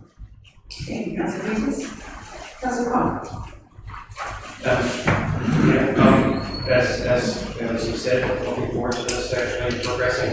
Just one, being more sustainable for ourselves, also renewable energy. The other thing that is something that, well, it's not necessarily within this, but it's quite the dynamic that comes from it, is having wind turbines and whatnot stationed around the place also turn into a bit of a tourist destination at the same time and become a piece of the skyline. It's like I guess was mentioning with a flame coming out of fashionable space. But it's when we went on holiday as well. It's one of those things. It's like you don't see them everywhere, and so it's still a bit of a novelty at the moment for people to actually look and see. And there's part that people may able to do, and there are different opportunities that are not necessarily within this, but kind of come off to the side that you don't see right now, but will come about as well. So it's an interesting space to look forward to.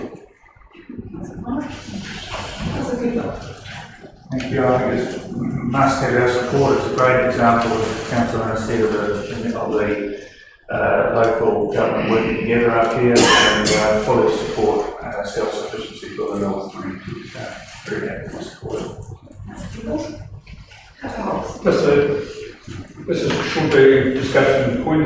We brought up the Kariura, we had a presentation, and I just brought up how well that was said by our members and how supportive they were.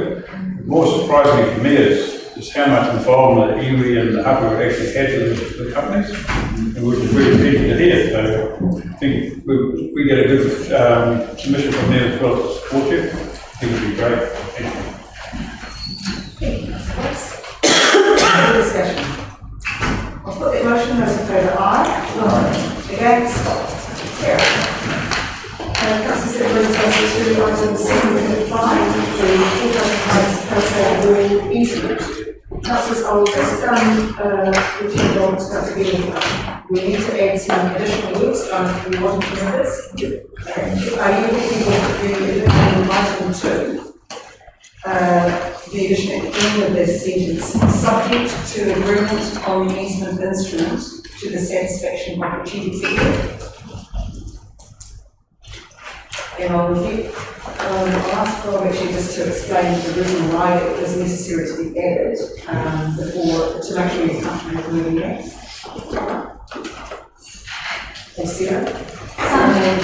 Through the chair, so we've been working with our lawyers and the applicant's lawyers to come up with this set of conditions. And it is the intent, which is outlined in the paper, that ongoing responsibility and maintenance is put to the current land and then the future owners of the subdivided land.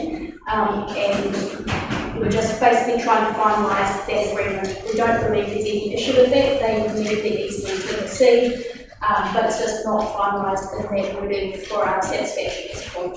So we just need that to be able to be modified and finalised, but also to ensure that we keep the thing able to be moving, that we have the actual resolution for the approval of the principle of the easement.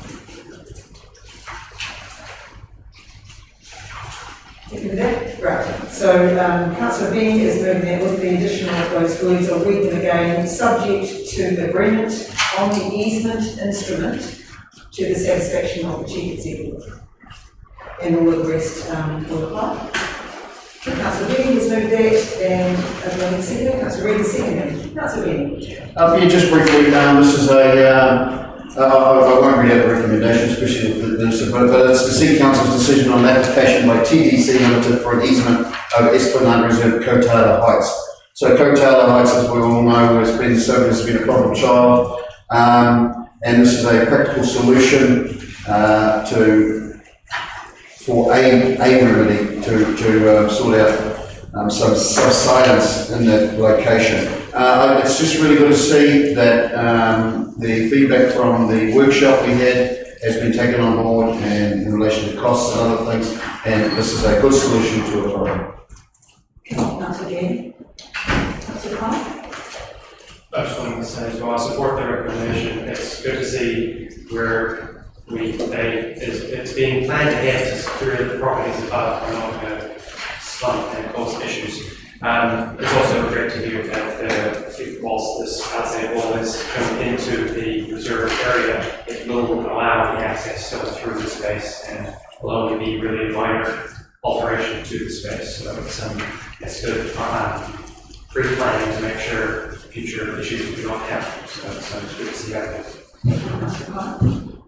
Councillors, just further to that comment, I'll support this today.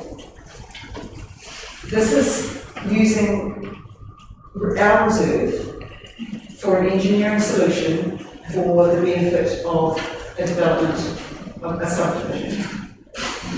The reason I'm supporting it is because the engineering solution will not be seen in future. It is a palisade wall that is deep in the ground, so it's doing its job without having any impact on the public use of the land that we administer. Normally, I would say that there should be some method of compensation or payment for that. However, for those reasons, the reasons that it will not be visible, but it will do its job, but based on the public land, I support it without any compensation. I do. One of the things that we raised was, is this setting a precedent? And it may do. And those were the criteria that I applied in this case to agree to it without any compensation or payment for the use of the land or ongoing, which is where it comes into the easement instrument. That's where the legal aspect of any responsibility for ongoing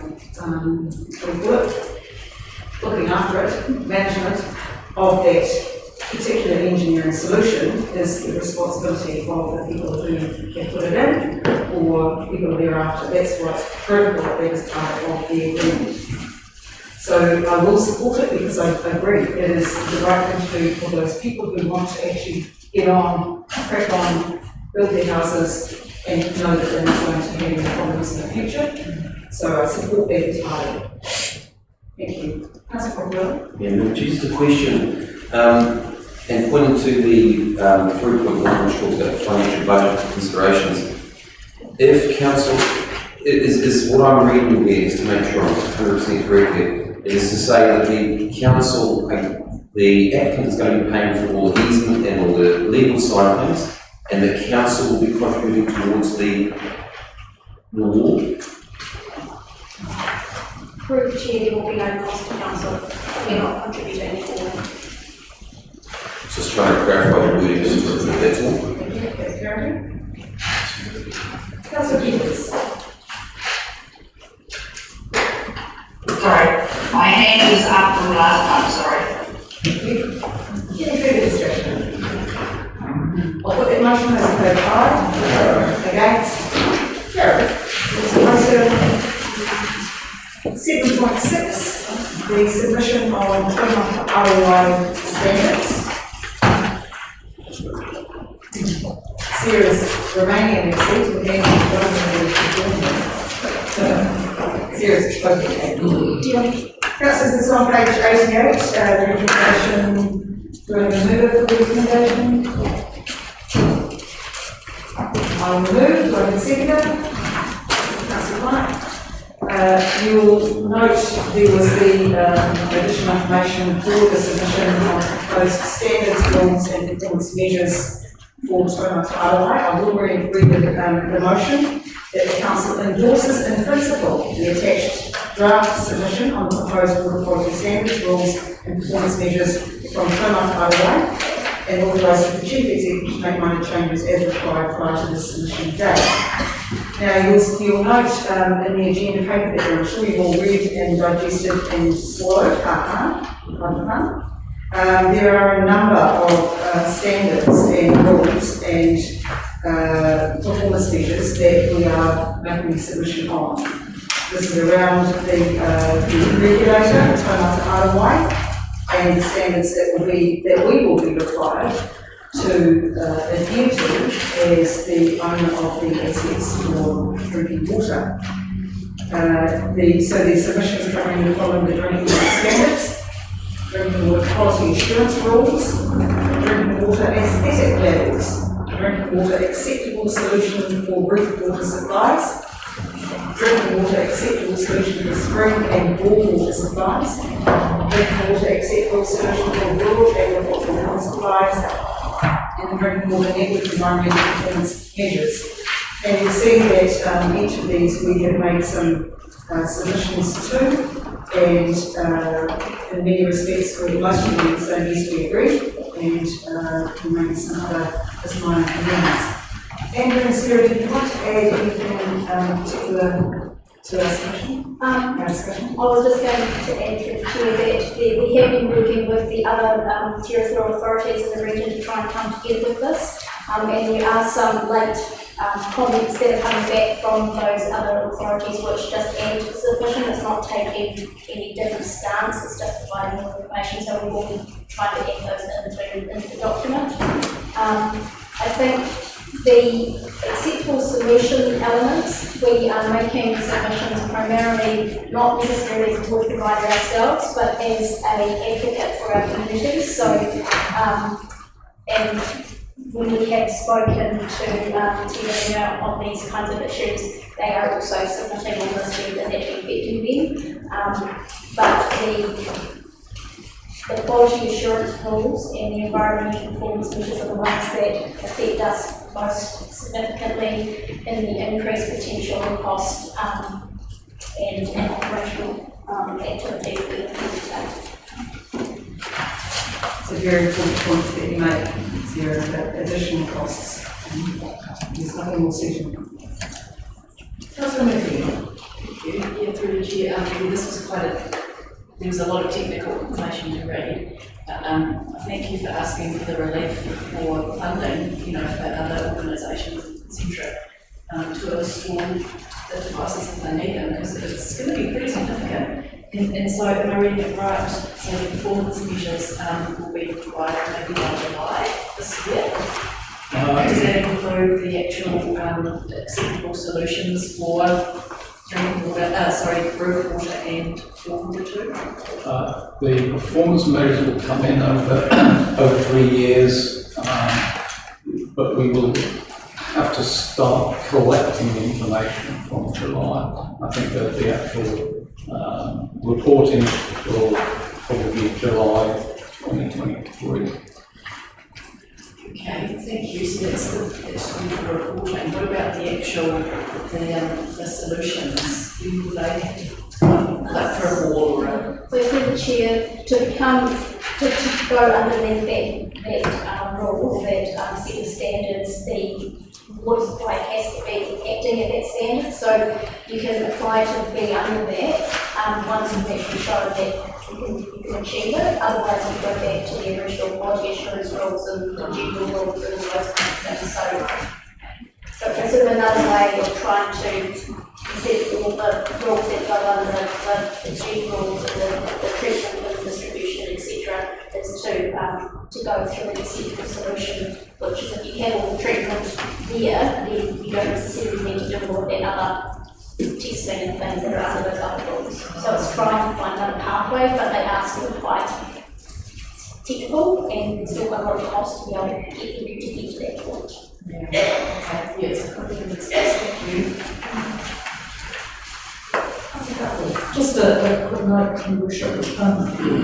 I just thought it was really, really good to see the analysis we can do the joint submission as they did on the article before the renewable energy zones. Yeah, I think it sends a bit of a, continues to send a bit of a message that the councils are working together on this, and also that Whangarei is prepared to take up issues that may not affect Whangarei so much, but do affect places like Whangarei District in terms of the agricultural water issue. So just a comment on, I think it's not so much on moving on local democracy issues, but on regional issues. Thank you. Through Madam Chair, I noticed that there is, through the submission process, there's a lot of extra testing that they are requiring from the council. And I've noticed that you have submitted on that. How much more are we looking at for including these extra tests? The dollar value? We worked out it's going to be around $900,000 overall for implementing what we see at the moment. Not all of that is testing. And our submission obviously is that maybe not all of that testing is required. So we're also hoping that might change a little bit. We might not need to do quite so much. It's certainly a significant increase. The other thing we're looking at is within the rules you are allowed, they are pushing you, I guess, to put inline monitoring, which is basically rather than going out and sampling the chlorine and running the system, you actually put a permanent monitoring station out there. Now those are quite expensive, but over time it will save a lot of sampling, a lot of travelling, both for staff going out to monitor. So it swings and roundabouts, but we are already looking at putting some of that into trying to save things into testing. Do you feel that the regulatory authority which is creating these rules and this submission, do you feel that they are focusing more on urban environments rather than rural? Through the chair, it's probably. I personally think that because they've left the smaller supplies or the unregistered supplies up to sort of 4 years to comply. That's something they're going to work through over the next 4 years as they bring them online. It's a really interesting. It's going to be an interesting space as to how small they go down to and how tightly, I guess, they look at the standards for those rural supplies. It's going to be really fun for everyone involved. And follow-on question for the Madam Chair. With the standards that are all there, and again, the impression I get is focusing on urban areas, I'm concerned, Madam Chair, with the extra cost that it may require for the rural area on top of this, and this is the rest of the rural Northland as well, and the Marais and things like that. Does the staff have an idea of what sort of cost that might be incurred onto me? Which, no, it's could be, it's 4 years away to implementation, so no doubt that will be worked through over that time. Last question. Through the staff, do the staff actually, our staff understand what drinking water and good quality drinking water actually is. Do the staff feel as though that this is going over and above what any normal council should actually be doing, what any normal district authority should actually be doing? So do the staff feel as though the standards are becoming too restrictive for any normal council to be able to behave, since I'm trying to get through here that the staff, we employ staff to be able to do a job. We employ them to go to the best standard they can possibly go to. So do they believe that these standards are well above what any normal council should be achieving? I don't think that's a fair question, given that the standards are being proposed by the authority, which is Plymouth Arbour, and we are responding in our submission to those points. So I think what our staff have done is write the submission based on the standards that will be, once they're put through, will be the standards, the rules and the performance measures that are adopted by the country, and then we will be required to meet those standards. So, you know, I know why you're asking that question, but I think it's an unfair question for our staff today. That's a comment. Thank you very much for the presentation, for the long submission. It's one of those things where it's got so much technicality into it. It's for somebody who's not really in that type of a space, it's sometimes hard to digest, but for a lot of it is we're very well read readable, so I would say I'll commend you for that. I'm also just going to highlight it here, it goes down to page 79 on the actual submission, where it actually looks holistically at the whole from beginning to end, from drinking water standards to the discharge that we actually put out as well. I'm glad that this is being looked at as well, the environmental balance priority, as well as our own drinking water and health standards. Whilst society has put ourselves in this situation through historic issues and discharges and whatnot, we wouldn't have had to do all this testing had we actually been more responsible or more able to deal with previous issues and whatnot, as well as urban and rural issues that are coming forward. There's no one over the other. It is all of them. We all contribute to this issue, and we need to make sure that we are thinking about the health and well-being of our people, of the Whangarei, and also the wider area too.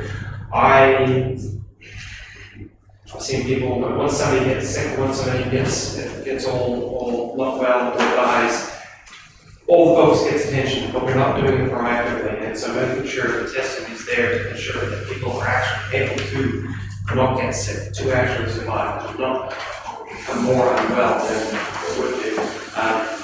Definitely is a priority to ensure that it's actually fundable, is able to be paid for, but also supported either by the fire themselves or central government. Well done on submission. Any further discussion? I'll put that motion, those in favour, aye. Against? Item 8.1, pending projects report for the 8 months ending 28 February 2022. Recommendations on page 92.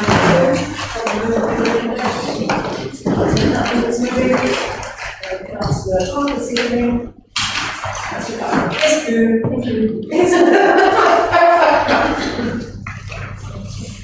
Any further discussion on our capital projects? Yes. I went to Britain yesterday. No, it was the second time, but I took Roman, and it was just the best. The first thing he said was, I was actually in school, so the first thing he said was, fountains aren't very big, and then, because I kind of talked about it, and then he started getting into it, and of course by the end he was literally just rolling around, having the time of his life, so I just wanted to, I ran him over my bicycle. I just wanted to say, so wonderful, and, you mentioned Kevin already, so I just had to throw that out there, it's cool, thank you. Thank you, Councillor. Any other cool people projects you want to highlight? There's lots of them. It's a very busy time. However, you'll also note on page 98 that we are tracking well below what we budgeted, but we are tracking similar to last year, which was a record year for works, but it's pretty clear that we're going to be some improvements. Mr. Chair, I'm thinking Mr. Murphy's very good back. I'm just curious about one aspect of them, and that was the art piece that was supposed to be installed. I don't see it listed here as something that's supposed to be done. So I'm guessing is it already been paid for, and do we know when it will be installed? Is there somebody that can respond to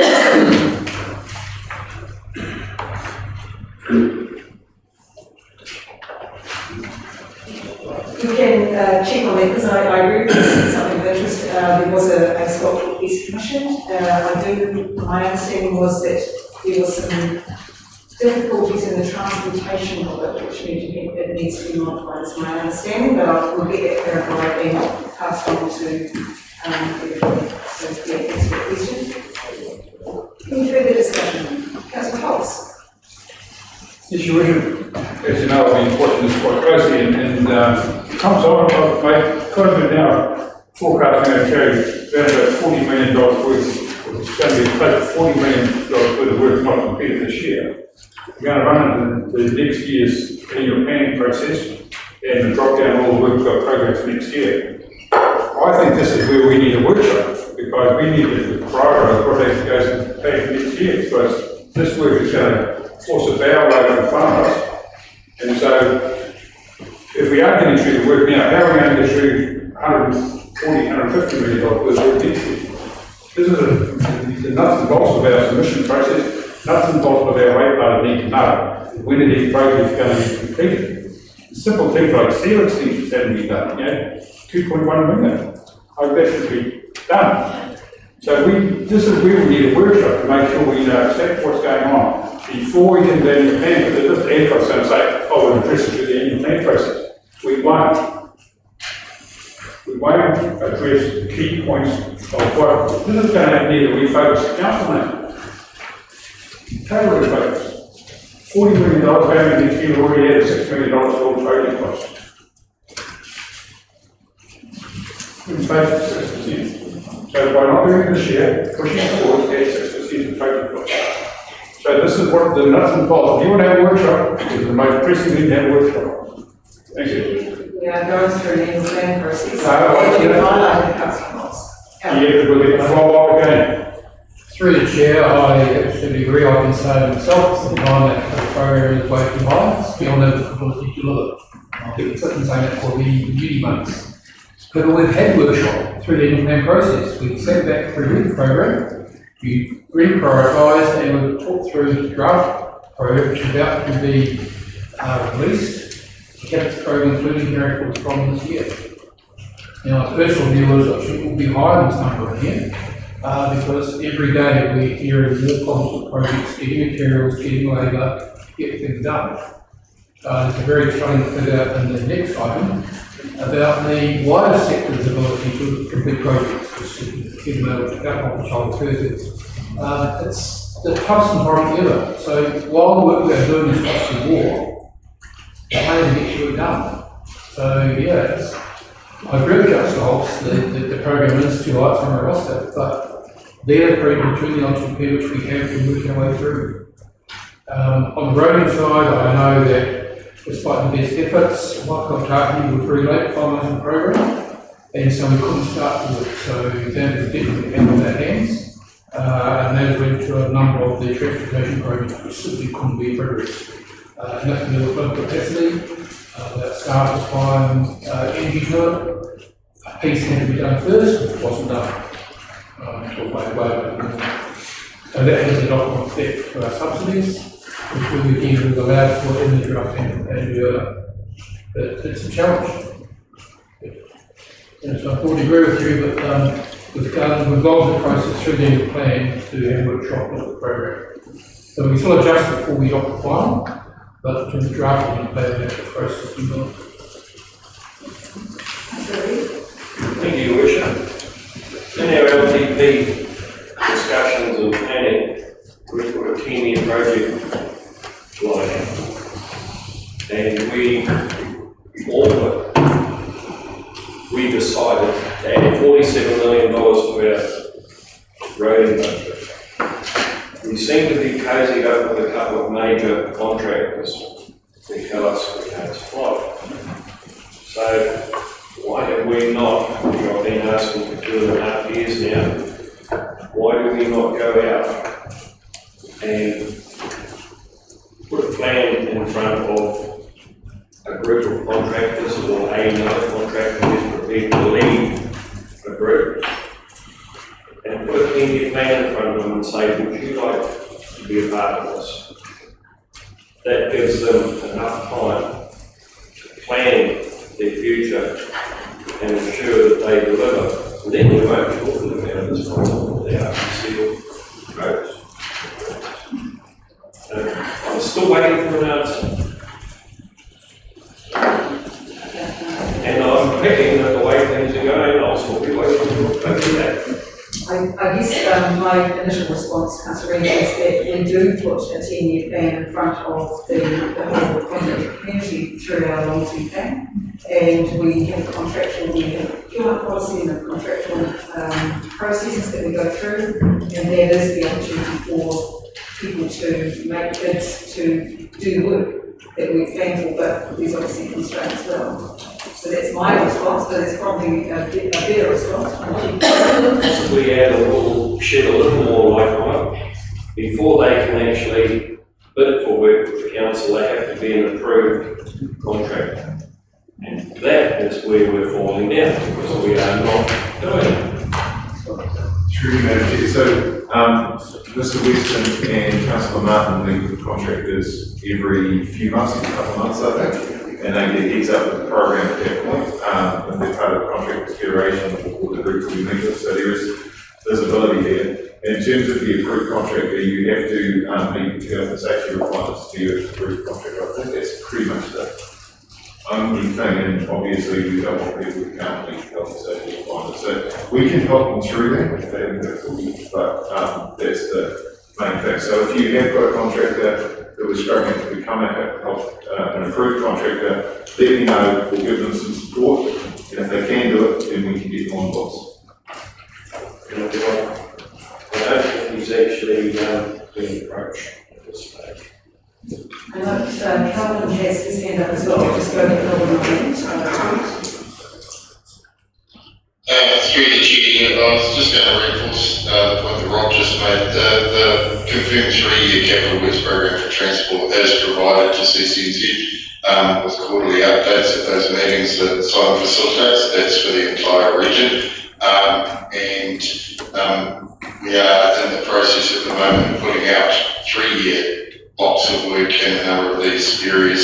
As Alan pointed out, the primary reason for the delay in carry forwards in the roading and transport space this year is not related to contractor capacity. It relates to the fact that the final transportation budgets were only confirmed by Whangarei in September and subsequently confirmed by Council in November, which has meant we have, in some cases, missed the construction season because we've been able to start work on those unknown projects.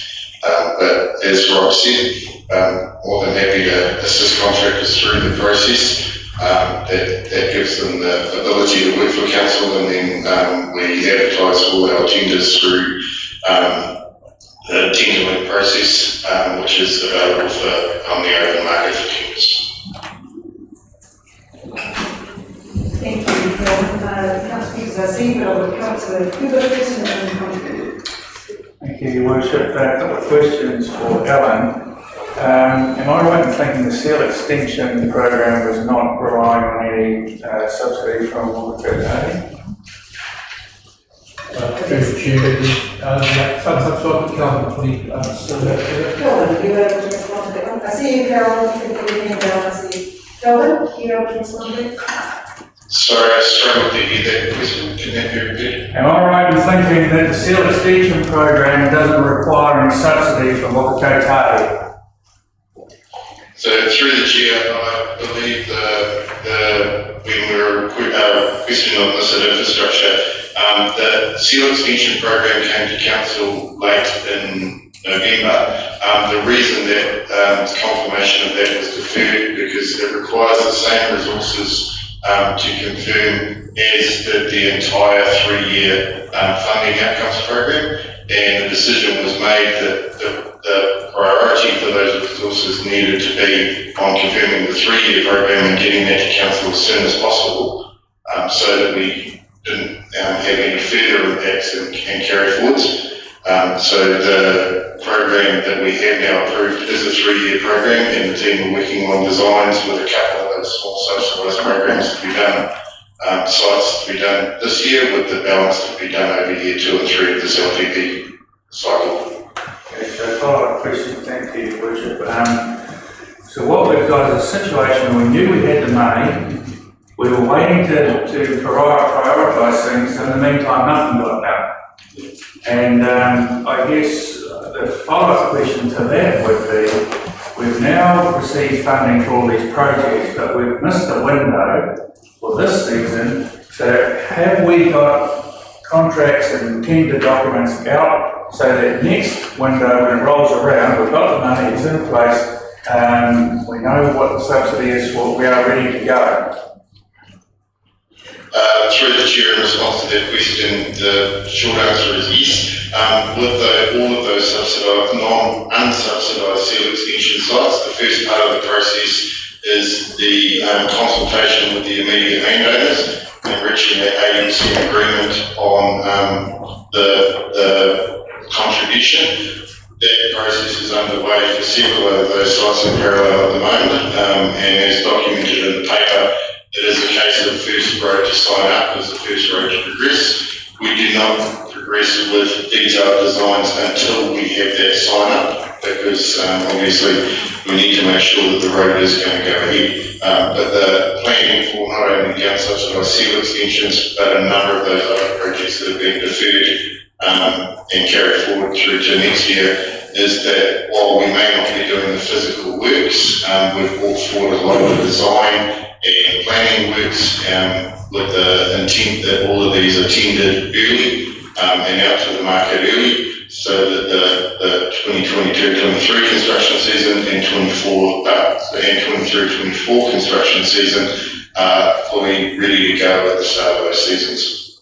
Thank you, Your Worship. So then, would it be a logical conclusion that next year's capital expenditure should be significantly higher, given that we missed the whole season this time? The anticipation is that through the chair that the carry forwards from this year will be caught up over the coming 2 seasons. So there will be the normal capital program that was scheduled for 22-23 and 23-24 with the catch up of this current year. As we've said right from the start, this is being treated as a 3-year delivery program and delivering that LTP period. That is obviously dependent on supply chains and COVID and cost increases and the like. Thank you. So I guess that fits with what Chief Executive told us earlier about good governance and having a strong and consistent signal. So thank you very much. Councillor Peters, and I'm just conscious that we've already gone over 2 hour limits, so if we could. My question is, has there been any project progress on the new builds of pensioner housing for this year, either in partnership with another funder or via ourselves?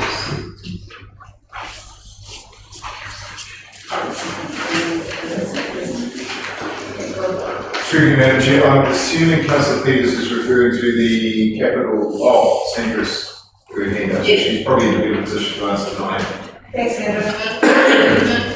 Through the chair, we're waiting on the rural work on the housing strategy before we embarked on that, because what we do needs to align with the overall housing strategy. So there'll be nothing this year, but we expect that as the housing strategy moves forward, we will be able to invest next year.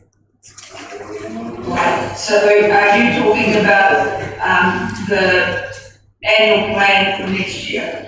It will be in the annual plan for next year. Through the chair, the money is already in the long-term plan. Yeah. Okay. So you see, next budget is one of the carry forwards primarily related to. Any further discussion on the capital works? I'll put that motion on the table. Aye. Against, carry. Sorry, we're working with time to do the because we do need to take a break. So we'll come back at 11, what's 15, 26, 11:26, please.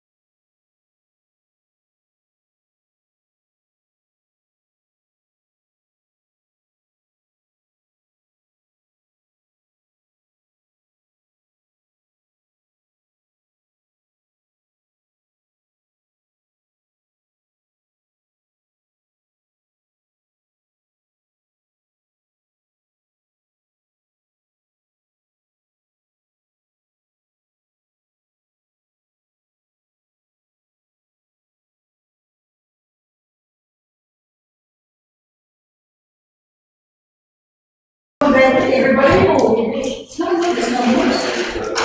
Did I say 26? Yes, I did, didn't I? See, it was just a reminder to get yourselves organised and get your cameras on.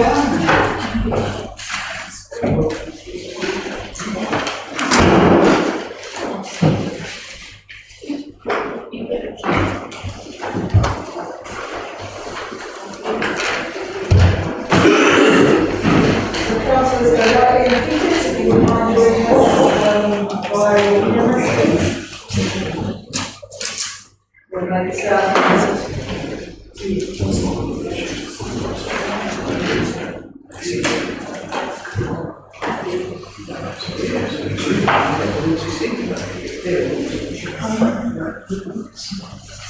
Thank you, everybody. It's gone 11:26, which is the time that I said to come back. I thought it was 25, so there you go. We have item 8.2 of our agenda, the financial report for the 8 months ending 28 February 2022. The recommendation on page 100 is that the council notes the operating results. Councillor Popperillo is moving and Councillor Connell is seconding. Councillor Popperillo. Madam Chair, you've already stated what the recommendation actually is, there's no point in reading it out again. But I just do want to say that with the staff, they're in a situation, and I acknowledge the operating results, I acknowledge the so low in if you look at the chart on the screen here, page 108, which shows the figures there, how we're tracking, and also that there is some areas where the staff haven't actually spent money on year to date effectively, but I'm also quite well aware that the staff are dealing with an issue of some staff being away for COVID and how it has actually affected the staff's ability to do work. So, you know, I'm sure Alan's got more things he'd like to mention on that, but as I said, it is what it is. Is it what it is? Any further discussion on the operating report? Just briefly, on page 100, the 3.1, 3 bullet points pretty much explaining what all the discussion was about in the last few slides.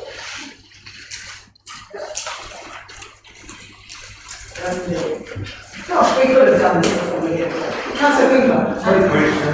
On page 106 here, income statement, you've got a revised budget column now. What prompted you to revise that budget?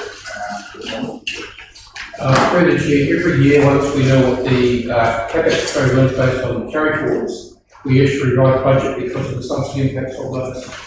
So really, if the subsidy from off, not going to affect them, do that. New information came in, you thought it would be good to revise the budget? We do it every year. Common practice is to revise the budget. Well, no, it's just because there is a known difference. Yeah, it's from what the budget is on. Okay, very interesting. Through the chair, when we do that report, we go back against the adopted AUK budget. This is just for through the course of the year, how we track against that. I understand. Thank you. Small point. We do the discussion. I'll put that motion as a favour aye. Against? Carried. Councillors, we need to, somebody move to the public. And Councillor Hoffman is the comment. Councillor Reid is second. I'll put the motion as a favour aye. Against? Carried. Thank you to our media representative and also from doing our live stream. We appreciate you.